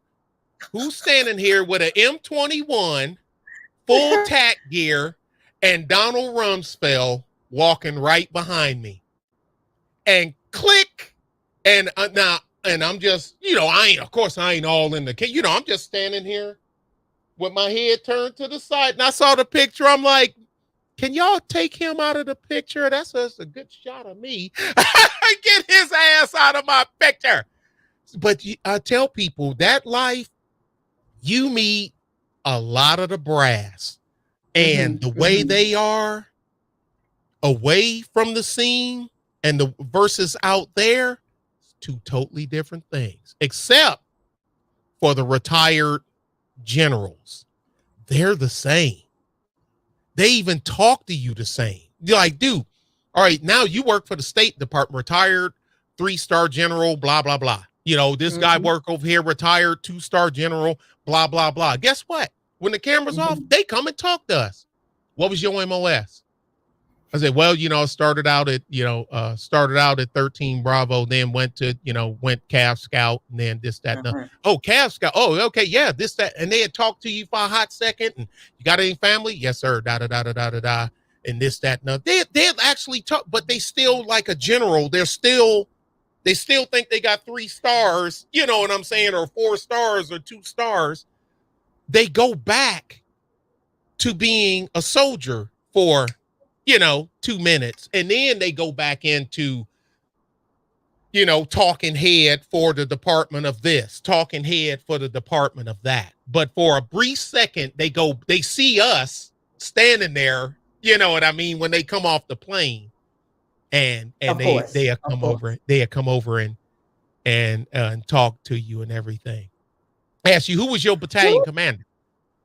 Yeah, and stuff like that. But well, let's proceed on here. And we talk about how did we come up with the name of petrodollars. As we know, there was a crisis in the 70s, yes, and it was due to the increased cost of crude oil at the time.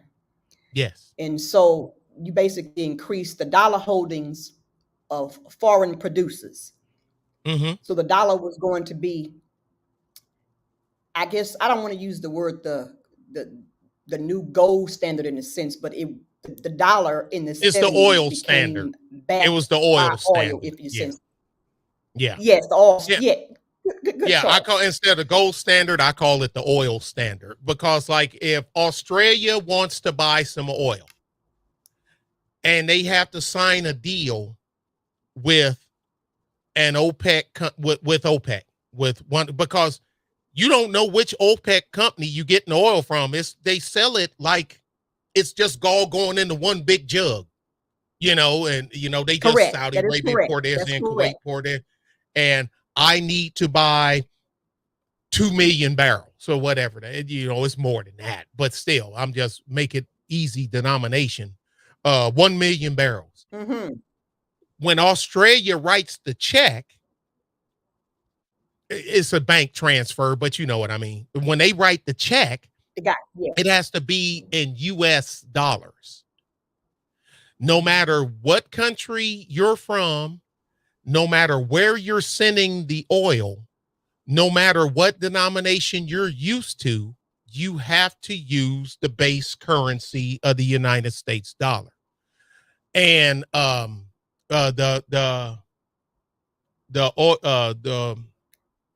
the OPEC, the member and the oil exporters accept that because now we understand because, well, y'all money is too unstable. That's why we're going to use the US dollar. But maybe it's because our dollar is unstable, might have something to do with you helping it be unstable. So you can keep control of the deal. But no, we wouldn't do that, Elizabeth. We wouldn't. Yes, you would. Why would we? You sure would. Why would we destabilize the lies? We wouldn't destabilize your money to keep the oil on the dollar. I would never dream of such. You would destabilize my hair follicle if you thought it was going to give you a leg up. Now, let's just be honest. Okay. Oh, we know it is, we know the state of play. But and then now the killer part is the Saudis. People give them a pass. Now, don't comment on this Saudi part. You just because don't make me have to get my crew together. Go ahead. Don't have to now because do it to your geographic location. And, I don't want to have to get my old crew together to come in to get you, because we coming to get you. Okay. And speaking of, I lost one 2 weeks ago. One of my original crew members, lung cancer. Wow. Okay. Yeah. And guess what? He ain't smoked. How do you lung cancer? You can get lung cancer by smoking. Nick, there's hairdressers that have gotten lung cancer due to ventilation in these beauty salons. That's another topic. We can talk about it later, but yeah, you don't have to be a smoker to get lung cancer. This is a misnomer. He was my navigation sergeant. He was RTO and navigation sergeant. So he's very valuable. Okay. Very. But anyway, now on the month now, the Saudis, they didn't screw all the way up, but it's again like I stole 100, but Elizabeth, you stole 10. So you know what I'm saying? Now we both thieves, but the world gonna see me as the bigger thief because I took they gonna ignore the fact, that you took 10, but they're gonna because you're gonna say, well, I only took 10. And they're gonna say, she only took 10. And but she still took 10. So why do people think that just because Elizabeth only took 10, if she would have had the opportunity to steal the 100, that she wouldn't have done it? Huh? That's the part that everybody skip over. They skip over. I got the 100 because the 100 was available. Elizabeth only stole 10 because that's all that was available to her at the time. Or was she just benevolent enough? I'm only going to steal what I need. Now I've actually had people, a dude actually, I remember a robbery here in Texas and the guy robbed the place. He robbed the place. He's doing the money transfer. He took 2 bundles of money out and he left the rest and ran off. He took 2 bundles. That's it. Now, granted, me and you both know if he had got caught, he would have got the same time, whether he took the whole bundle or not. But he just got one of them rare genes in him that he only took and this was prior to email and internet and all this other stuff. Because remember, you could mail a letter to somebody and they wouldn't know where the hell it came from besides for the stamp of where, but you can drive. I could be here and I can jump in my car and drive to Shreveport, Louisiana and mail that letter. So the only thing y'all know is it came from a post office in Shreveport, and I ain't nowhere near Shreveport. But you can't now because cameras and everything and everywhere and all that other stuff. But this was then, before we had all that. All he did was take 2 bundles. And then like a year later, CBS News got some letter and he's the guy and this, that, and other. And he just took what he needed and da-da-da-da-da-da-da and this, that, and other. And I'm like, how rare. Number one, you're still a thief. Stealing is wrong. But the average person that has that Robin Hood kind of reverence to him, you know what I mean? Because Robin Hood was a thief. He was a thief. Him and his whole crew, they were thieves. But people herald them because it wasn't they shit. He was stuff they were stealing. But anyway, Saudi Arabia had an opportunity to get an equal shake and they wouldn't take it because they like, well, wait a minute. So if we do it in our form of money, does that mean that y'all going to convert down? So then you'll be getting the oil from us cheaper. And we like, yeah, we're like, well, you said that, okay, so look, you want it on your money or you want it on our money? You tell me, because if we get it on your money, back then, how easy is it for us to destabilize their dollar back then? Number one. Number two, y'all don't even have true highway infrastructure then. Not now. Now, you look at Saudi Arabia now. Yes. It ain't the entire region though too, but you're right. Yeah, yes. yeah. I mean, but those other guys didn't have a say then. They were true. The Saudis was the mouthpiece, and everybody keep forgetting Red Adair and Jim Rolls and the Coleman brothers and all them other ones. They the ones that went to Saudi Arabia to show them to pump their oil. Texas oil men, because they had it and they didn't know. All right, we know it's down there. How do we get it out? What do we do? Texas knew.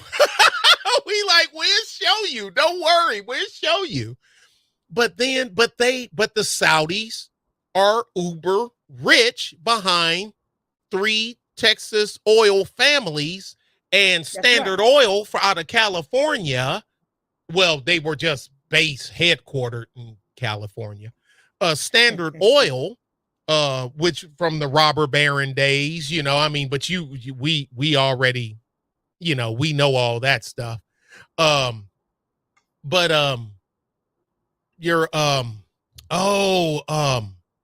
Rockefeller and all them guys. Yeah. But anyway, so it's like this. You gamble.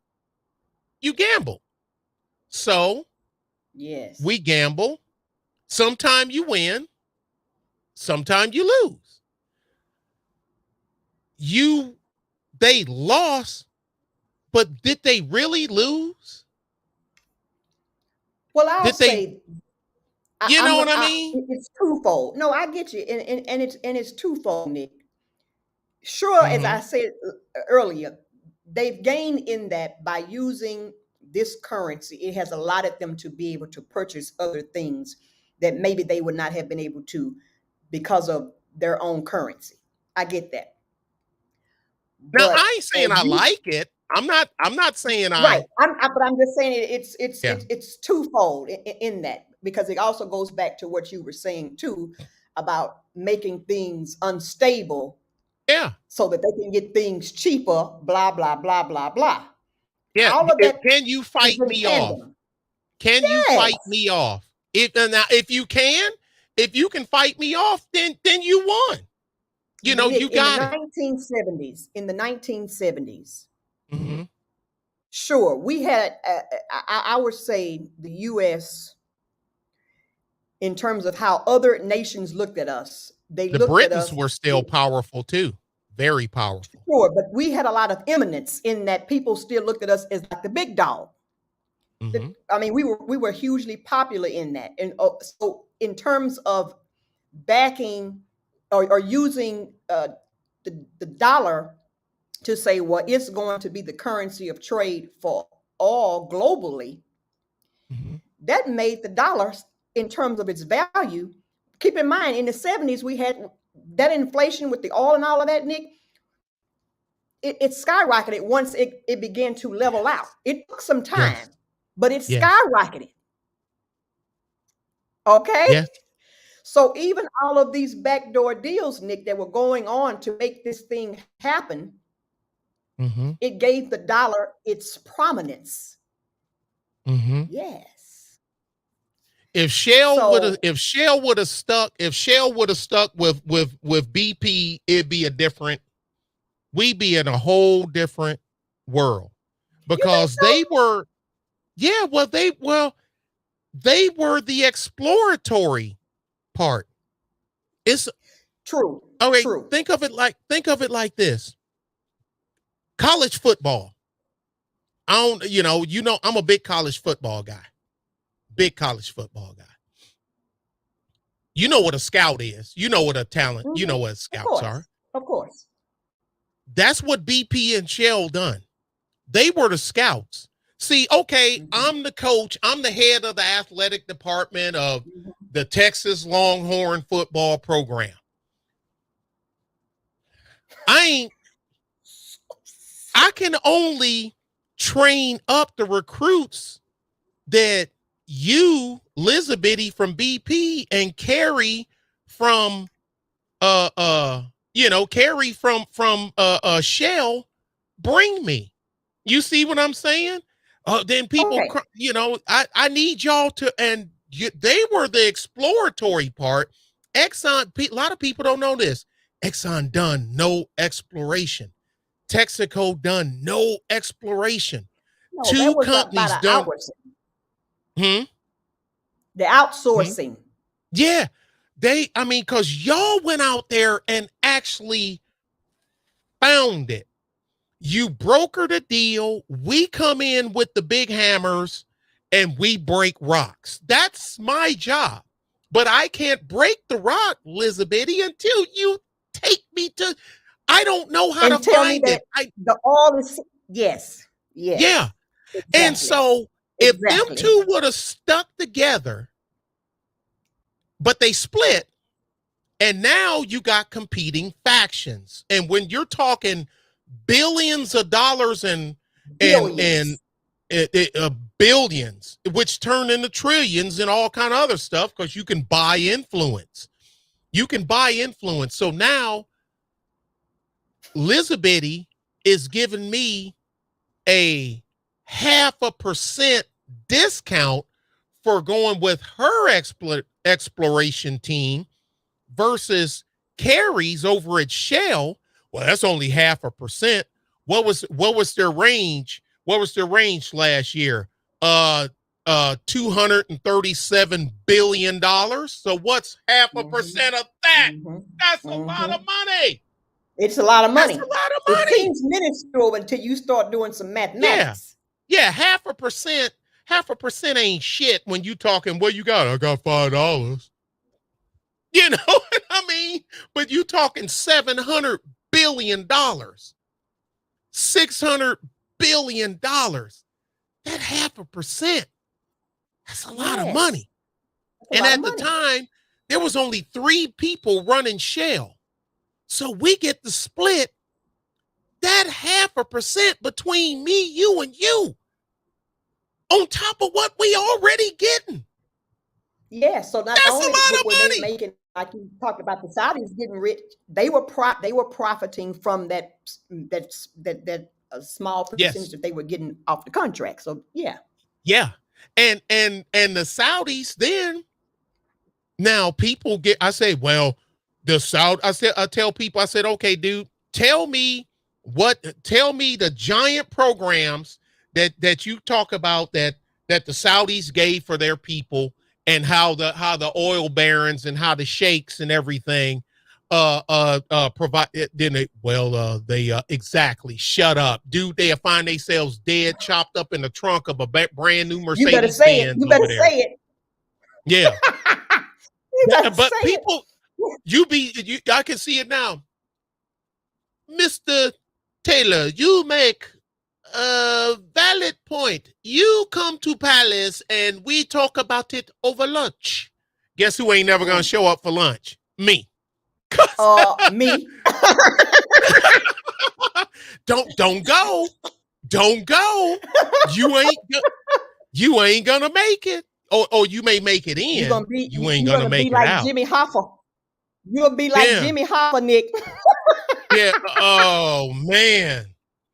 That's No, you'll be crazy. like Jimmy So Hoffa. I mean, you're absolutely correct. yeah, you're gone. So let them look. You got to realize where you're at. The things you can complain about here in the United States, you can't complain about in Saudi Arabia. You can't complain about that in China. You can't complain about that in Venezuela. Certain things that you go ahead and get a bunch of y'all and on TV and with signs and all this yelling and all this other stuff in Beijing. Hey, y'all, if y'all don't remember, some of y'all may not be as old as I am. Tiananmen Square, for the first time in a long time, had televised live their military parade on television in Tiananmen Square. That's And right. a guy ran out in front of a tank with 2 bags of groceries or whatever in his hand and stood in front of a tank. And that picture was shot around the world. Resistance and standing up and this and that and da-da-da. And he climbed up on the tank and was beating on the top of it.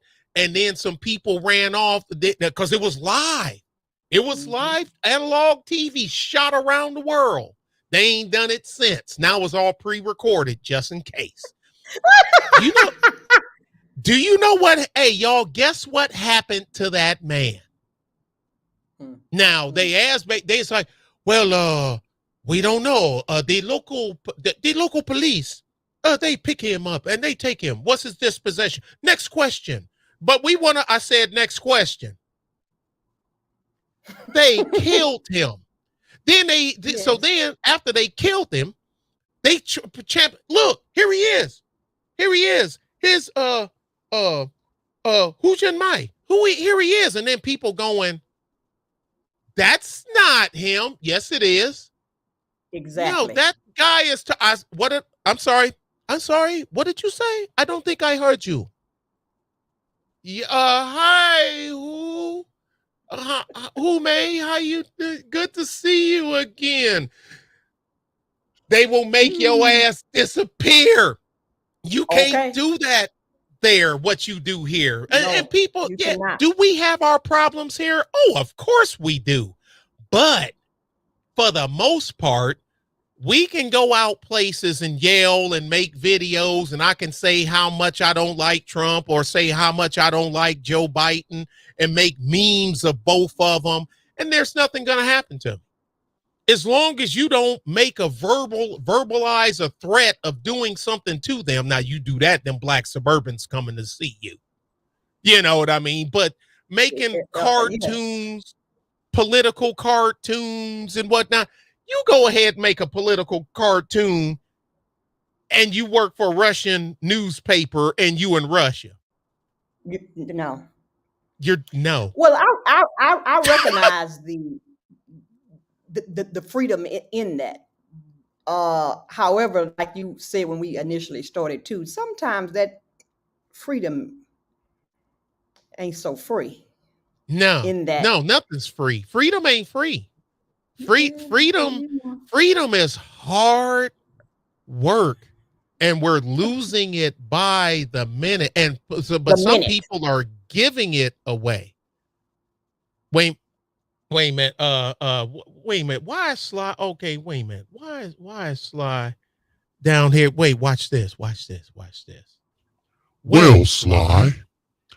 Oh, I love this voice. I'll deal with you later. You Why are you so late to Elizabethy's stream? You're supposed to be setting an example as the leader of the Grand Inquisitors. You will pay. He's a bad actor. He's a bad actor. He's always a bad actor. You know this. He's a bad actor. But Nick, Yeah, even but you're right. I agree with Yeah. you. I agree with you. I do. You get no pushback from me on that one, but then I figure here we go. I'm gonna get robbed. I'm gonna have to be complacent. So am I gonna be okay with living in Elizabethistan that's only taking $10 from me? Or I'm gonna have to live in Nicktonia where he taking $100 from me? Well, I'm gonna get it hit. depends on what kind of rider you are. I mean, if you're down with Nick Tonia, then you're gonna go with the $100 man. Yeah, me, I'm going with Lizistan. I'm only giving that $10. You ain't gonna be able to get rid of me when we you over leave here, we over here doing covert ops, so we don't let our people know our move. When you leave your place, you're gonna have to step over me laying in your doorway. And I'm holding my $10 up. I'm holding the $10 up for you to take it. I'm gonna make it easy on you. Here's the $10. Here it is. And you just take it, thank you, and just keep right on walking. Yes. $10 is $10, right? True. So let's go into this. So because of recent events that we know that is going on right now over in well, that's what they're saying. I don't believe this to be true, but I am a conspiracy theorist myself. But I don't believe I'm a tinfoil hatter. I'm a tinfoil hatter. There you go. Always been. That what's going on is causing the price of crude to go up, et cetera, et cetera. But what something is telling, especially since I have been traveling over these last couple months, the strength of the dollar is slowing down.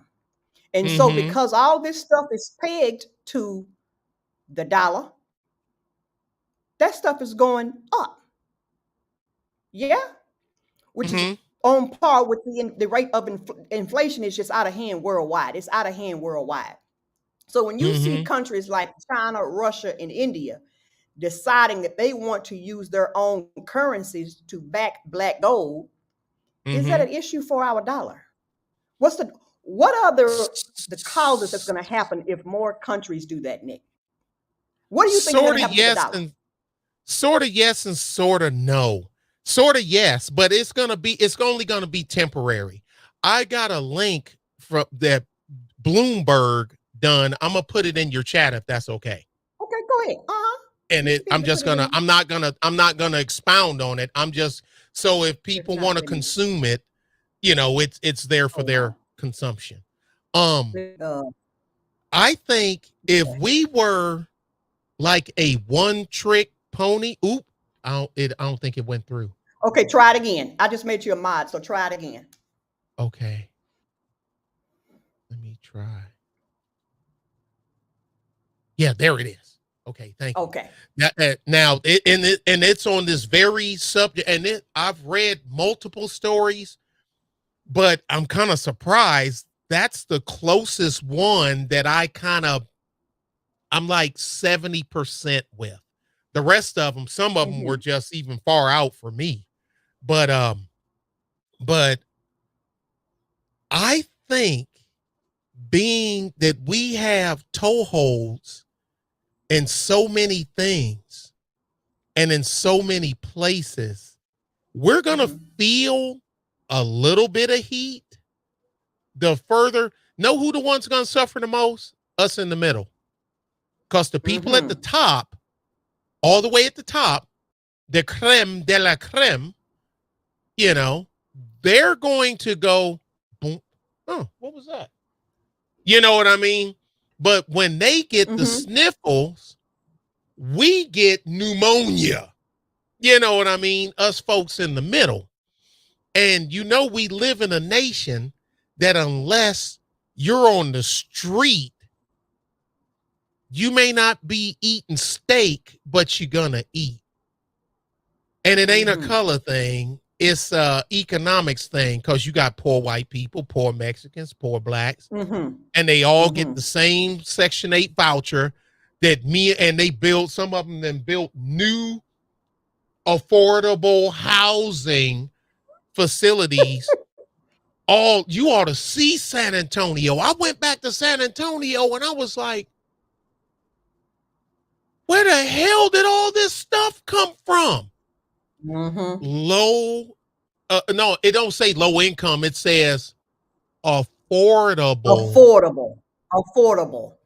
They're brand new apartment complexes, got gated thing, punch code. Now we both know ghetto folks eventually gonna tear the shit up. They just can't.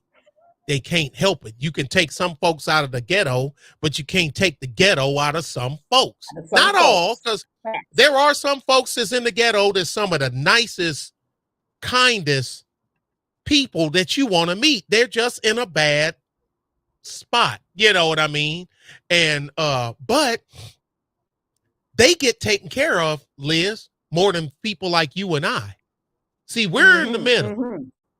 We're the broke millionaires. If you know what I'm saying, we're the broke, and you know what I mean by broke, but we're the broke millionaires. People like, but you got money. I ain't got no money. I got money tied up. I got equipment and land and this, that, but I can't reach in my pocket. I don't have any money. I can't reach in my pocket and pull out no damn $1 million. You know, I ain't got no, man, what are you talking about? Hell, guess what? I bought the microphone off of my Cash App donations. But hey, I look at it like this. The people, they want to hear enough what I said. I may as well give them a better product with their money. Give them a better product. That's true. That's what I did. I think my audio sound good. And But that's me. That's the way I do things. I turn it back in. But this is what I'm thinking with what you said there. The dollar, the certain things, certain sectors are going to suffer, and if they don't diversify, they're going to go away. Okay, they're going to go away. But one of the major industries that we have at our disposal is timber. They're going to dust off industries that we have deemed as bad because the Democrat Party said this, and all hail Obama, long live the Democrat Party and all that other good crap. Do you know how much coal we still have that we haven't even came close to mining? And they won't even, they put it in, they release it in little blurbs. We forgot to tell you about the estimated 36 billion tons that we discovered at the Ohio-Indiana state line. It won't be for us. It'll be for countries that don't have the carbon cap that we have. Yes. So why, so the tree huggers will be crying. I mean, like the air don't circulate around the world, it's just going to stay over those countries. Are they that stupid? Are they? They don't realize, who don't realize that the storm that's here is going to go over the Atlantic. Then when it get over the Atlantic, depending on which way the wind takes it, whether it's going to go to Europe or go to Africa or and then when it comes, it's going to come back around. Who don't know that? Why do they act like they don't know that? And why do they act like the earth isn't a self-cleaning oven? Because look at these places that's been decimated. If you leave it alone, nature takes it right back over, don't it? It does. If you go to places where buildings been burned down or they just excavated something or this factory is closed in Detroit, my hometown, and you go back and look at it, and where'd it go? Nature then took it over. Grass grows through concrete. That still amazes me to this day. That Well, you can't tell a grass, tree hugger that. well, no, well, you can't. And know how I talk to tree huggers? That's how I talk to them. I don't talk to them because they brain dead. But you see, grass grows through asphalt and concrete. Sure. Trees will grow up through the building and come out the roof. Nature will reclaim it if you don't maintain it. Because the way nature see it, it was mine in the first place. That's the way Mama Nature sees it. It was mine in the first place. But an evolution that you're talking about, those evolutions, as you know, they take time, Nick. Not something that's going to happen instantaneously. No. It's not going to be instantaneous. But the plant that I used to ride, for the earth to when nature, yeah. The plant that I used to go to my senior year of high school, I would it was a couple of times a week. I used to drop my mom off at work at the Chrysler plant, because they had split, her and daddy, and he had the graveyard and whatnot. So I'd drop her at work, and she would ride home with Miss Goodwin that lived down the street. They got off at the same time, but mom had to be in earlier than she did. So, I drive. The last time I was at now that plant been closed since, it's been closed a long time. I rode by it just to see it. It's been devoured, and I'm still alive. I'm in my 50s. I was 17. I'm in my 50s. It's then took it over. And you like, yes. Wow. It's then took it over. No, you were saying that happened because remember it not being that way. Yeah. And I'm like, whoa, nature ain't playing. All you got to do is get out of her way. When you get out of her way, she going to do it her way. That's it. But these people, all right, all the coal deposits, because they put all the coal miners out of business, right? Remember what Obama said? Yeah, you can go ahead with the coal. Yeah, you can go right ahead. Remember when he said that? You go right ahead. Go ahead. Keep on mining coal. But Natasha said trees grow through Baltimore vacant homes. Yeah, they do the same thing in Detroit.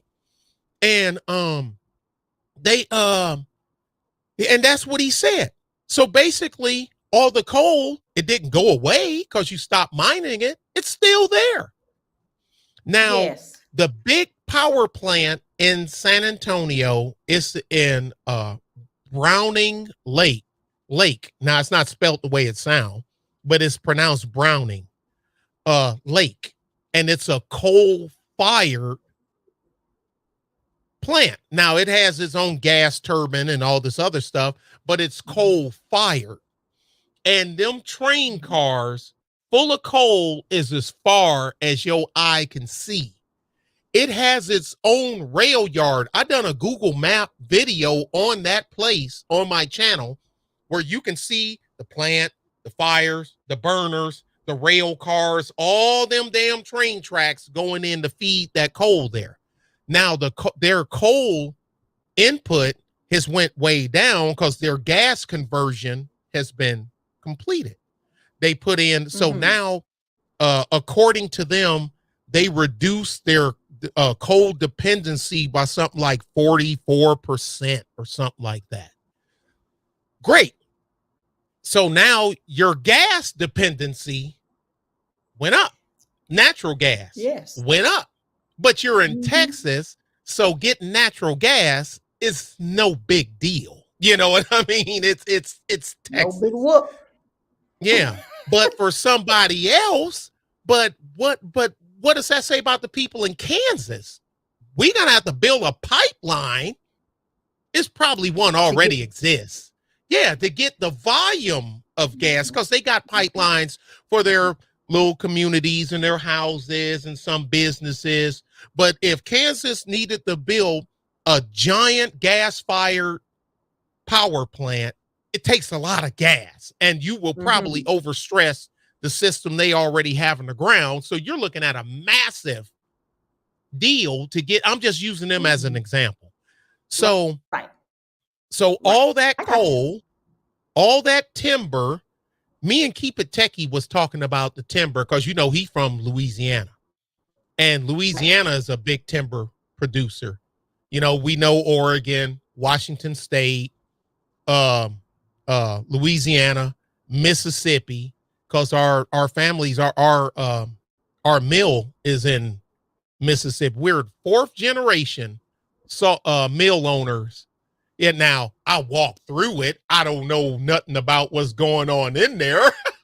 You know, I just big saw blades and people working, and they looking like who the hell is that ninja? And I'm like, I'm one of the tailors. That's who the hell I am. What the signs say? You better be nice to me. Nah, I'm just kidding. I wouldn't do that because I don't know nothing about it. My name just on it, but I don't know nothing about it. I ain't even gonna front. But we stifled the timber industry. Timber went through the roof because transportation went down. Because transportation went down. I shot a video, and I'm not trying to get nobody to go to my stuff. I'm just using it so somebody say, well, you don't know what you're talking about. No, you know, I have no aversion. I went to, because, you know, when I was a regular transport driver, when I'd haul anything, I went to a lumber yard that I used to deliver from years ago. And this was last summer. I shot this video. It's on my channel. And I gave the whole thing around Elizabeth. You got lumber stacked 20 foot high completely around this whole complex. It's full of lumber. Okay. There was only 5 trucks there waiting to be loaded. There is no lumber shortage. There's a delivery shortage. And that's just one yard. Then I went to the other yard. I went to the Somerset yard, which is even bigger. And so people, and then a couple of people like, now I get it. The average person don't know what the hell they looking at or talking about. If I didn't work there, I wouldn't know. But, you know, it was years ago, but if I didn't work there, I wouldn't know. Look at all this lumber. Why is it just sitting here? You got to transport. It comes in on train. See that place where I used to work at? The train, it comes in on train car. And, you know, and they unload it and they stack it. They said the train ain't took a delivery in weeks. They ain't got nowhere else to put it. They're full. There's nowhere else. It's still all at the main yard. So how about you export it? If we're going to take a hit on the petrodollar, you can sell them ships when they come here and they drop off these shipping containers in the port of Los Angeles, in the port of Oakland, in the port of Houston, the 2 points in Louisiana, the port in Florida. They can take back lumber. You think the lumber barons wouldn't like that? It's still tax dollars coming into the U.S. system. Of course they would. Why wouldn't export the coal? Because here's the thing. Russia done cut everybody off. Well, not everybody, but like, do you know, 2 days ago, Russia turned off Finland's electricity for them, you know, considering joining NATO. So the Swedes is kicking up their load, but still they didn't cut you off. Now, so you're not getting oil, you're not getting electricity, and you're no longer getting coal from Russia. We'll sell them coal. You think, all right, even though, well, I said that we shouldn't get coal.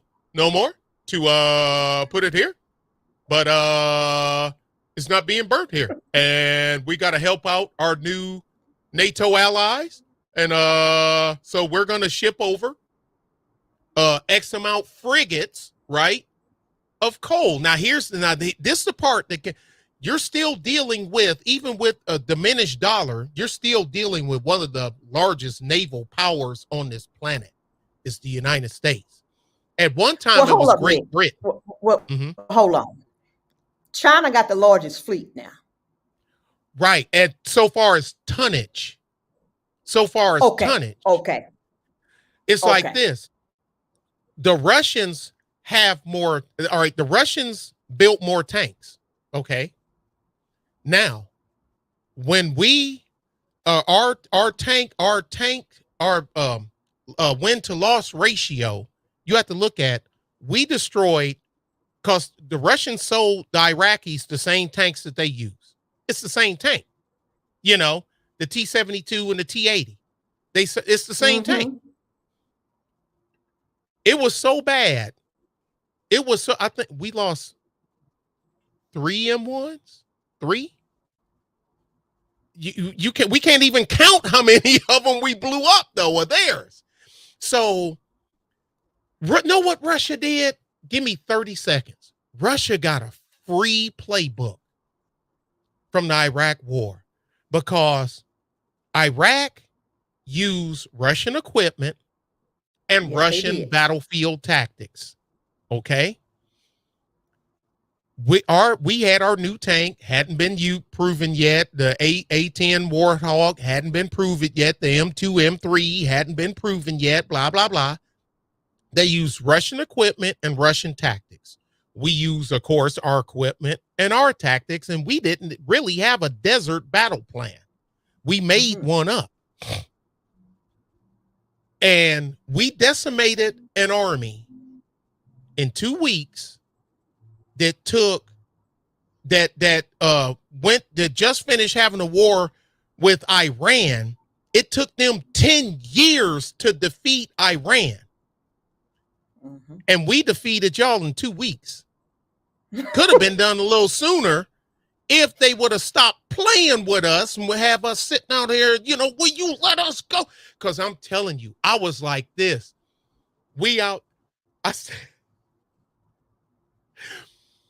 I had a lieutenant that was a VMI graduate, Virginia Military Institute. He wasn't a West Pointer. He hated West Pointers. I hate West Pointers. But they're a little, and we're out there and we training and cleaning everything. He's sitting there on the end of his track. LT, what's the matter? And he just, it was still Desert Shield. And he like, man, let's go. God damn it. Why are we fucking sitting there? Let's go. He was ready to go. And when it was go time, we just looking at him. T-72. Then they shoot and they hit the M1 Abrams. Doing. It got so bad when this is funny. We're in the job. We sitting there. We got some back and forth gunplay going on. Everything just stopped. It's like they just stopped. They stopped. We like, what the hell happened? They stopped. They gone. And turn around and look. Only two M1 Abrams rolled up and that whole damn platoon took off running. They know we got the superior tank. Did we lose Liz? They know we got the superior tank. I'm here. I was just letting you go on by yourself. So they got now the tonnage, because China, here's the thing. A lot of people aren't gonna like this. China don't invent shit. China copies everything. Everything they do is a copy, and it's an inferior copy. Because if it was a superior copy, they would flex it, and they don't. You think they're not flexing it out of benevolence? They're not. They're not flexing it because they know it's not. It ain't what it ain't. What they purport it to be.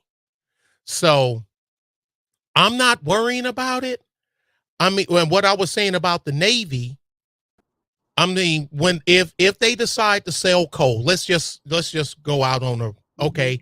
Mm-hmm. We're gonna sell them the coal that we got stockpiled that we ain't using because they're turning over the gas-fired power plants away from coal-fired. And we got well, this, you Texas girl, we got nuclear plant in Beeville, nuclear That's right. power plant. That's right. And the criers was crying like, well, why is it next to a prison? If there's a meltdown at the plant, what about the prisoners?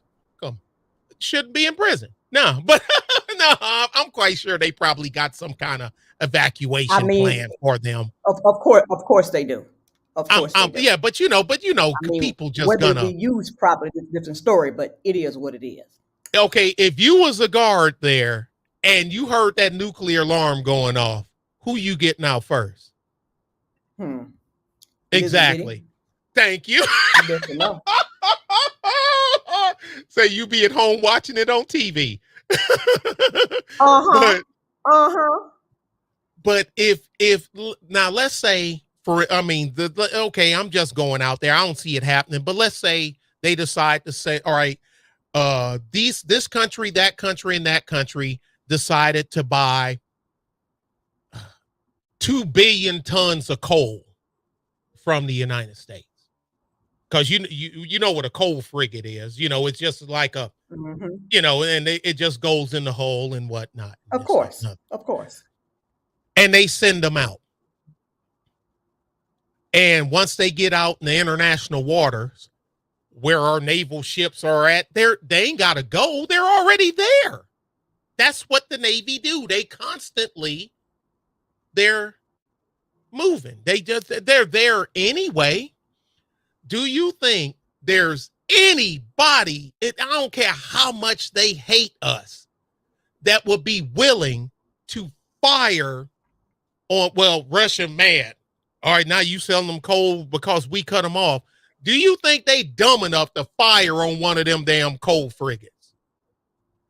Well, of course not. Of course not. Because the whole world gonna turn against you now. Because now, you know what I mean. I mean, dude, they just.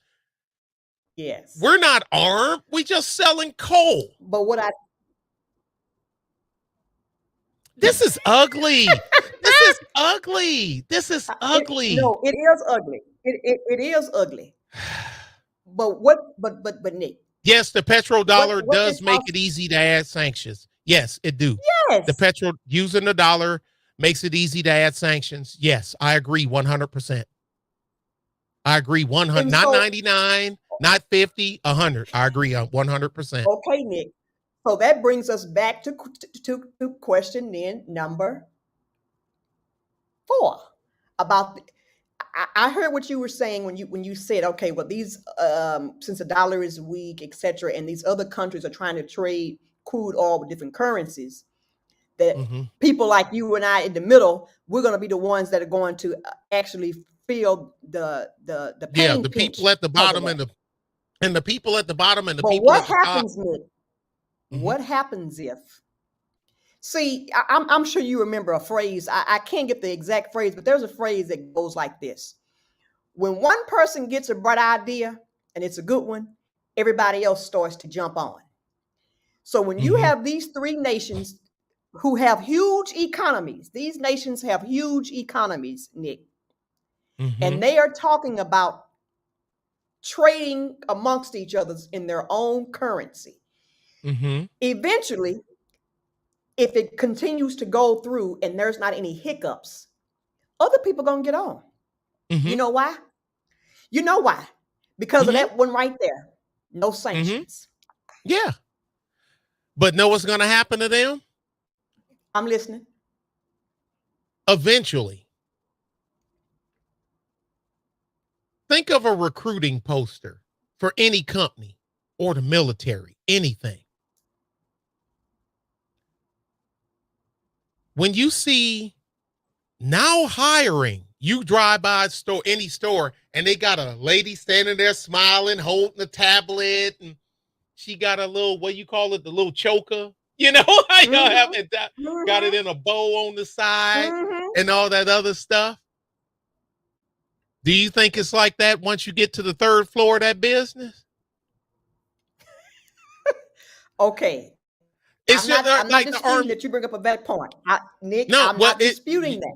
They're going to have to choose pick a devil, because see, now there is going to be some people that's going to dance with the devil that they know instead of trying to find benevolence in a new devil. There are going to be some that's going to go.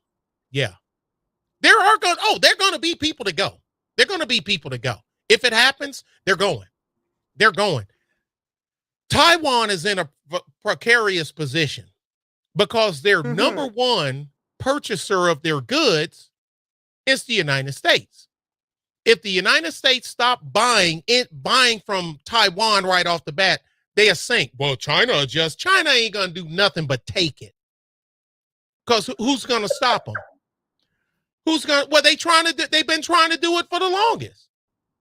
All right, think about it. Think if Taiwan didn't produce something. They have, but Nick, you're right. I ain't even mad at them. I'm not mad at them. I ain't mad at them. Me either. So I don't like the whole bully concept. See, I don't like that. That bothers my inner being. It bothers me American, temporarily. I have not profited or benefited off of the country that I was born in being a bully. I'm not saying that. Let's be realistic. We all have. Yes, ma'am. I'm realistic about that. But that doesn't mean some more than others. But yeah. Yes. But I don't. If I could do it without the bullying, I would. If I could achieve close to the same results without strong arm tactics, I would. But I know I can't. I know I can't. I know I can't. Me as a small business owner, all right. There's certain things that I know that I have to put out there, because if not, it won't get done. Okay, it's like this. All right, Elizabeth, you a dispatcher for me, and I'm gonna pay you $900 a week whether you come to work or not. You know what I'm saying? Let me go get me a job. Yeah. And so, okay, Elizabeth, here's the thing. It's $900 a week. However, if you're late more than twice, it's in your contract, you got a $50 deduction because somebody else has to stay. That $50 is going to have to go to somebody else to sit here and dispatch while you ain't here. So now you got the carrot and the stick thing. So now, okay, I'm still can get my $900, but I got to show up. Okay, true. Yeah, and that's the game. But Nick, I got to ask, can I work remote? If I could work remote, it's all gravy. What's up? Certain things can be done remote, but it's hard to release vehicles from impound at your house, because the people going to be standing at the gate, going to be looking at their watch. Man, I need to get my car. And they done got out of jail. And they said it says impounded vehicles released from 9 a.m. to 2 p.m. It's 11 and the gate's still locked because Elizabeth ain't home. Well, he need to punch it. You need to put the keypad in there. He punch a code, go get his car, and then the gate closed behind him. I mean, I'm just saying. Automated. But we do a lot of two people do a lot of work from home to stay out of the office, but one of them can't because he lives further out than I do, and internet, I put it to you like this. They internet so slow, I can put the invoices on the butt of a turtle and it can get to his house faster than an email would. But that's what when you in the sticks, I mean, we don't have fast internet, I understand. So but the ones that live in Floresville, they can work from home, but the ones that live in Falls City, they can't. They can't. They just they Well, can't. It's an see here, I infrastructure thought I was thing. getting ready to get me a job with the Nick Taylor Enterprises, and now you have just killed my dream. I can hear you talking to people on somebody getting live with you about getting their car at impound. Oh, baby, Why they're do gonna I get gotta 10 pay tips. this, that, and other? Da, da, da. I can hear now, Elizabeth. Exactly, I can I'm see gonna it. tell the boss NT to talk to your no good arse. Okay. Have a I can great hear day. you now. Look here, lady. What does the invoice say? It say 500. Then that's what the hell you pay, woman. If you wouldn't have been driving Now that drunk, you sounds about wouldn't have right. to get you.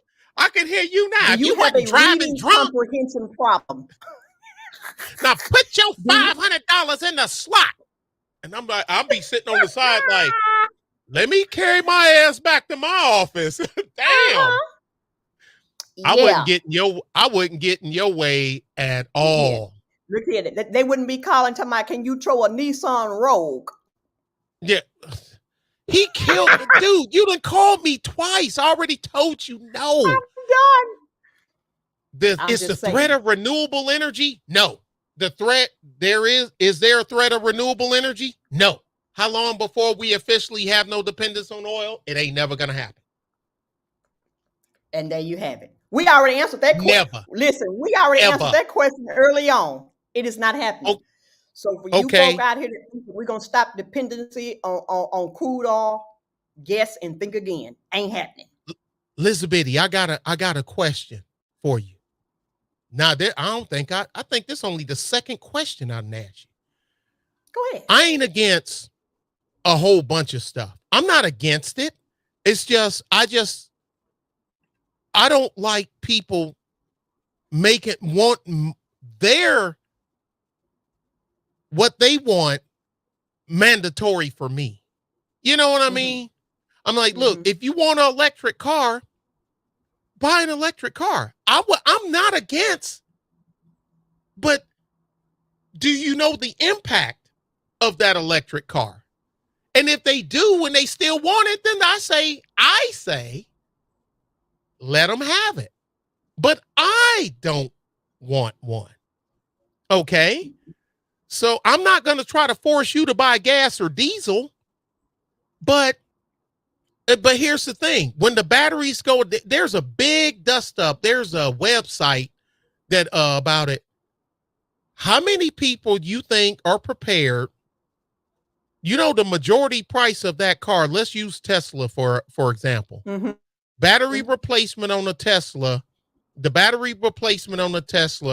it was advertised at $14,000. Guys then showed their actual receipts where they showing it cost them $17,000, $19,000 and whatnot to replace that battery. The whole bottom of the car is a battery.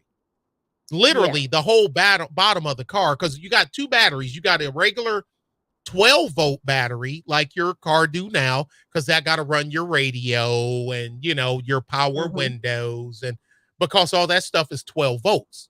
The only thing that's high voltage is the motor, the electric motor that propels the vehicle. So then they all start putting them all up. People start posting them receipts and posting their stories and posting their receipts. And then where does the stuff in them batteries come from? Well, most of it come from Africa, the bulk of it. You know, the cobalt, you know, and the manganese, you know, and they got kids working in mines and all this other stuff in some of these nations. Not all of them, but, you know, some of them. And so when we finish mining all the cobalt, once there's no more of this to mine, once there's no more of that to mine, what am I going to do with this big giant battery? What am I going to do with it? So this is twofold. When you talked about you don't have a problem with someone saying, okay, well, I don't want an electric car. See, I don't have a problem with it. They're kind of cute little cars. They're kind of cute. The reality is, even those batteries that are like you're talking about the batteries for Tesla, they are good for solar. Let's be clear. There is a gentleman on here, and I follow his channel.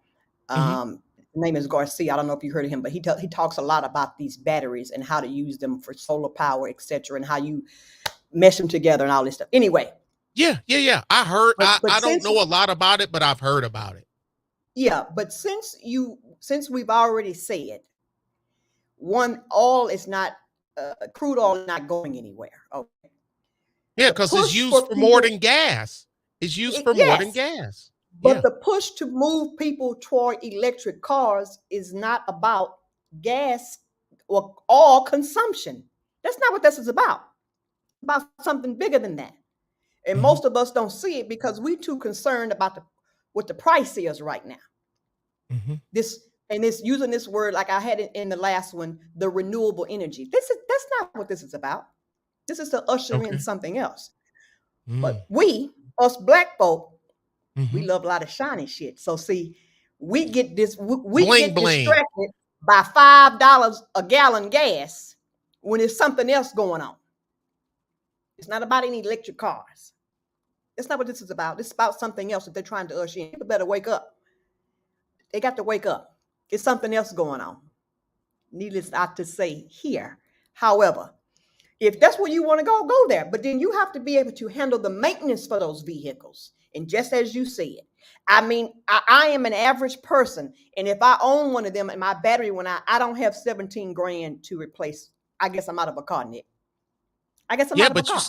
but you still got 8 notes left on this car. So Well, guess what? Go ahead and put it on my report. I wouldn't be the only person in America with bad credit. Next case. next. How you doing? Next Next. case. Yeah. Next. Because that's crazy. We The cost of maintenance is going to eat people. So even you know how you know for yourself you have Yeah, let's let me say tell more you affordable my cars. average. Go ahead. I'm gonna Go tell ahead. you my average tow on non-fuel powered cars. Let me get into my report here. Go ahead.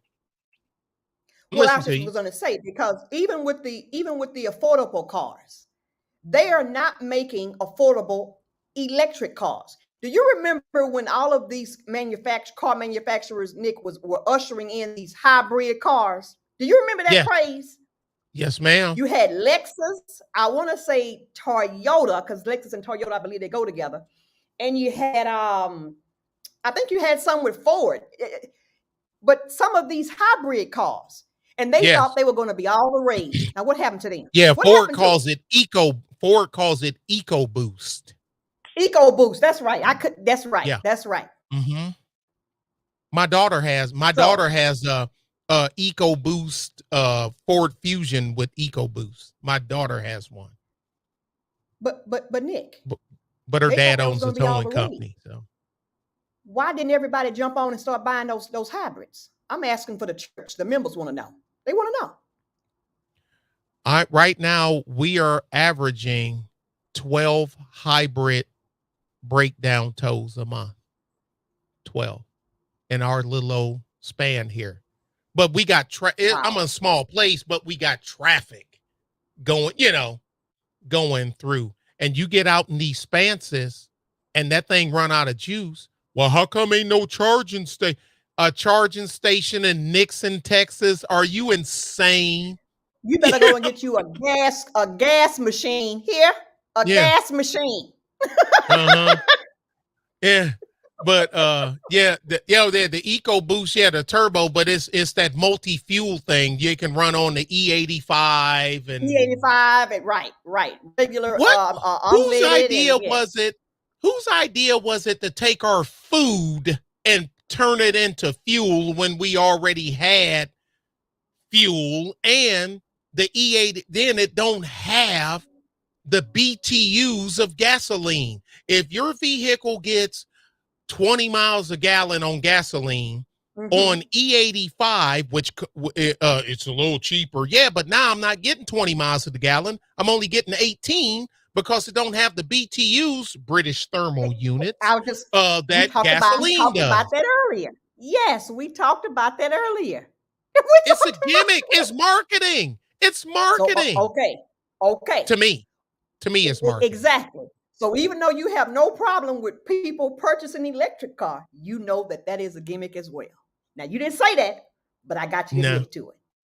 Yeah, Uh-huh. it's a gimmick. It's a gimmick. To me, it's a gimmick. It's marketing. It's salesmanship. You know, but yeah, but we tow them vehicles. They have special towing procedures. They have special towing apparatuses. You use a regular tow truck, but it's the stuff you have to secure them with is different. They done that it's proprietary, which costs money, which means I got to charge you for it because Of I course. had to buy this special V bridle to load up, uh, the EV. Now, one good thing, two companies, they ain't got nothing to do with each other, but at least they were smarter. Nissan and Mazda and the Chevrolet Volt uses the same V bridle to load it and tie it down. I don't know if that was a coincidence or if them three got together, you know what I mean, to keep, Mm-hmm. you know what I mean? Well, they But probably did. Just like how other yeah, industries get together and say how they're going to, like we talked about yeah, with quality products. These yeah, industries get together to figure out how they can make more money off of its yep, consumers. I yep. wouldn't be surprised. I wouldn't be I wouldn't be surprised. surprised. Well, I mean, I was happy for it because now I got one loading apparatus that fits three different manufacturers of vehicles. So that's good for Okay, okay, my okay. pocket. Of course. That's good. That's good for my pocket. But the Tesla is totally. It has its own system. It has its own securement system. The Tesla does. Range Rover has its own. I didn't know Range Rover. Yes, they do, and it has their own system. But we tow them, we drop them off. Now what? Well, I need a rent a car. Guess what? They rent a car probably gonna be a gasoline powered vehicle. A gasoline? Nick, Nick, Now, a couple of them then went, Nick. got a couple of EV cars, just which is marketing. Avis, get your electric power, rent you an electric power. Okay, they got a handful of them just to say they got them. And just as you just said, the problem they are going to run into, depending on where they are when they even pick up these rental cars, is where you're going to charge it. See, Yeah, we listen. I'm in Cuero, Texas. You know where Cuero is. Uh-huh. You ain't charging nothing Ain't, here. look, ain't no double negative. Ain't Ain't no. no net man charging station out there. In no damn Cuero, You want Texas. to charge? I'm going to charge you some money to tow your car. That's what the charge is. I'm going to charge you some money to tow your car. That's what the charge is coming from. Yeah. It's crazy. And I'm like, now this lady, you trying to drive this thing from Victoria to San Antonio and you wonder why you stranded on the side of the road in Nixon, Texas. Somebody needs to come get me, because I have my children. Lady, you effed up. You let your libtard stuff override reality and practicality. So you're the reason you're stuck out here with your children, not me. Listen we here. can pick up your car, but where are you going to charge it? That's what I told. Where are you going to charge it? Y'all don't have a charging station in Cuero? Hell no. What are you talking about? And you know what, Dick? Just like when you were talking about global usage of crude, etc., in the different countries and stuff. Mm-hmm. So now what? So only the U.S. is going to use electric vehicles? Are all these other countries getting on board with this mess? No, they selling them to us. Facts upon facts. So Toyota and Nissan and Honda, they selling them to our dumbasses. They don't use that stuff. They don't use that stuff. But even in the beginning of this conversation, when we were doing some historical stuff and talking about how we were more inquisitive to ask questions, you yourself working at your family's gas station, etc., and all the things that were happening with that, and you asking I learned questions. so much as a kid working there. Man, the stuff I learned. But now they can usher in this stuff and nobody's asking any questions per se, because they're just telling you we need to stop a reliance on crude oil, which we know is never going to happen. So I'm not saying go out here and get you a V8. That's not what I'm saying. But I'm going to keep me a gas vehicle. Now, I'm keeping me on public transport, but when I get to my next station, I'm getting me a gas guzzler. Means just guzzle gas, not a big V8, but I'm getting me a vehicle that guzzle up some gas. I got big stuff, and I got big stuff, and I also have little zip arounds, you know, like mama got a little zip around because she ain't, but me, I gotta have, cause I gotta go to San Antonio. I got to go to Victoria because I got to pick up 4 tires for the Kenworth. I got to pick up 4 tires for this. Right. I got to pick up 5 battery. I got to take off then the old tires. I got to take them back. Then I got a truck. I got a truck. You know what I mean? My service trucks are trucks. You got a manly truck. Yeah, I can't monkey around with stuff. Do I have a not so heavy? No, I got a little F-150. It's still a pickup, but it's not that it's not that 4,500 turbo diesel Dodge, you know what I mean, with the stake bed on the back of it and whatnot, and this, that, and other. So when I'm just riding around goofing off, I'm taking that little F-150. That thing get 22 miles to the gallon. But I can't haul nothing in it. You know what I mean? When it comes time to haul stuff, I got to get in this other stuff. But they literally get mad at us. So wait a minute. I got to pay you to tow us all the way to either Seguin or San Antonio to get a charging station. Yeah. You ain't got to pay us anything. You called me. Okay. Well, I said, no, what I always tell them. If they want to use a service, yes, they do, Nick. If they want to use a service, they got to pay. Yeah. I said, man, I'm going to do you a solid. I always tell them, I'm going to do you a solid. What? Where you going to? You going north towards Austin?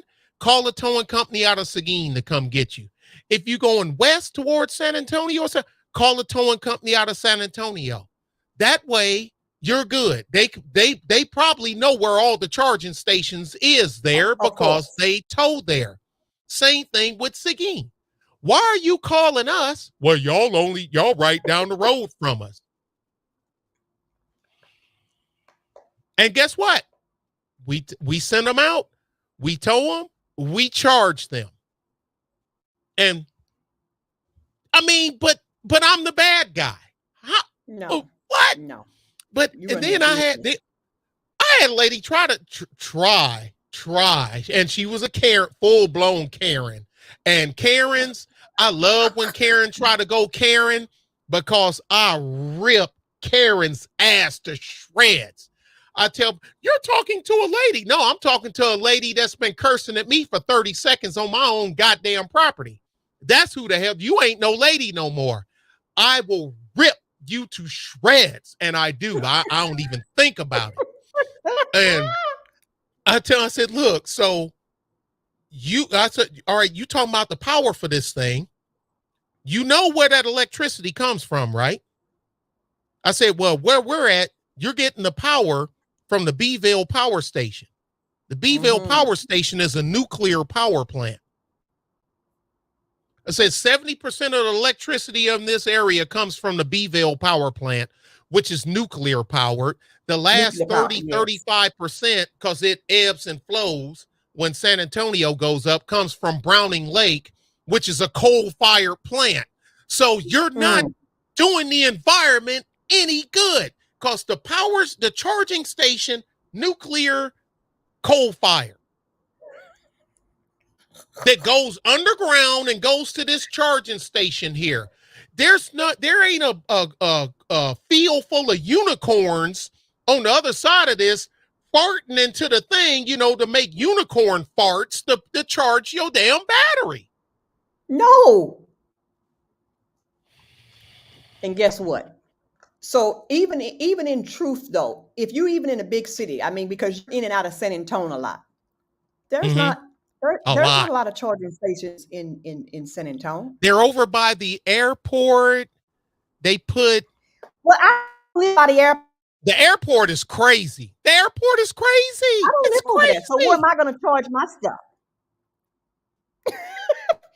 I mean, I'm just saying.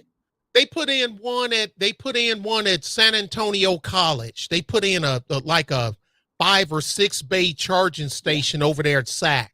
Okay, but I don't know how long it take to charge them. I don't know. Places I never stop by. Well, if you become a professor at San Antonio, be a professor at San Antonio College. You might teach them kids. They might finally learn something if you become a college professor there. You are a teacher. Okay. No, them days is dead and gone. They would not be resurrected. But you can charge your electric car while you're teaching the kids. You getting a check and you charging your car. Hey, it's like hell no, hell to the no, hell to the no. Because we know what the state of play here is. If they were so heavy into this, they would be producing more of these stations for people that have them, so they wouldn't be inconvenienced. But we know what time it is. It's a game. It costs money. It is a game. This thing, it costs for me to build this station. It costs money. I got regulations. I got a Department of Energy regulation. Texas Energy Corps. What do you call oh God. This tech. They just came out with this plan stuff. I know who you're talking about. I can't think of their acronym. Yeah. So I gotta go with them. I gotta go with Bexar County. I gotta deal with Bexar County, and I gotta deal with the city of San Antonio. I got 4 regulatory before I can even dig a hole in the ground to put this thing up. How long is it going to take me to get my money back? Am I going to get my money back? For some, it's going to exactly. It's going to so it's not worth the wait. It's not. Anyway, Nick, we've been on for 2 hours and coming up 2 hours. And I enjoyed every bit of it. This is thank great. You for joining me, and thank you guys for listening through some technical challenges that we have had. Where do you see natural gas going before you get out? The way you see natural gas staying, going up, going down, demand usage. Now with this thing is the natural. I think because the population increase is going to increase. The demand is going to go up. The demand is going. Okay. It's not. None of it's going anywhere. And these people who think that it is, they are living in a silo of disillusion. That's what they need to stay in and keep getting gooped by the people. But no, natural gas is only going to increase, Nick. It's only going to increase. You got populations, the population is increasing. Even with the numbers because of the Kung Fu and all these purported folks that have perished, which I don't believe in whatever. But no, the population globally is increasing. Natural gas is going to increase. Now, I worked oil and gas. Yeah. Why won't the Department of Energy, because they won't let anybody build new refineries. We ain't built a new refinery in how long? Your president said y'all lying on him. They get out licenses left and right like ice water. See how you folk come on YouTube and start lying, Nick. Well, how come ain't nobody? So nobody wants to make them billions of dollars of building a new refinery. Y'all come on YouTube lying on the people. Right. Yeah. Mm-hmm. I'm just saying. Y'all brought y'all fancy selves over here so y'all can lie on the government to say we are not giving out licenses, blah, blah, blah, blah, blah. Okay? And Oh, that's even what though it they is. didn't stop the oil drilling permits, they put the drill moratorium back in. But people mad, but Biden said he was going to do it when he was campaigning. He said he Let me tell was you going to something. reinstate Buck, Obama's Buck drilling Fiden, moratorium. Buck Fiden ain't done nothing but make another shit show. And on that Yeah. one, we out. Yeah. An SSEP. Thank you, Nick. Thank you so much. Thank you Thank guys for you tuning for, in. Sign up to his thank channel. you. Thank you. Sign up to his Thank channel. you. I enjoyed Yes. myself. Hey, but she blew up my channel last year. Y'all didn't come over there and defend me. She just come over there and just blew my Just channel making up. up stories. See how he lies on me? We out in 2. Peace.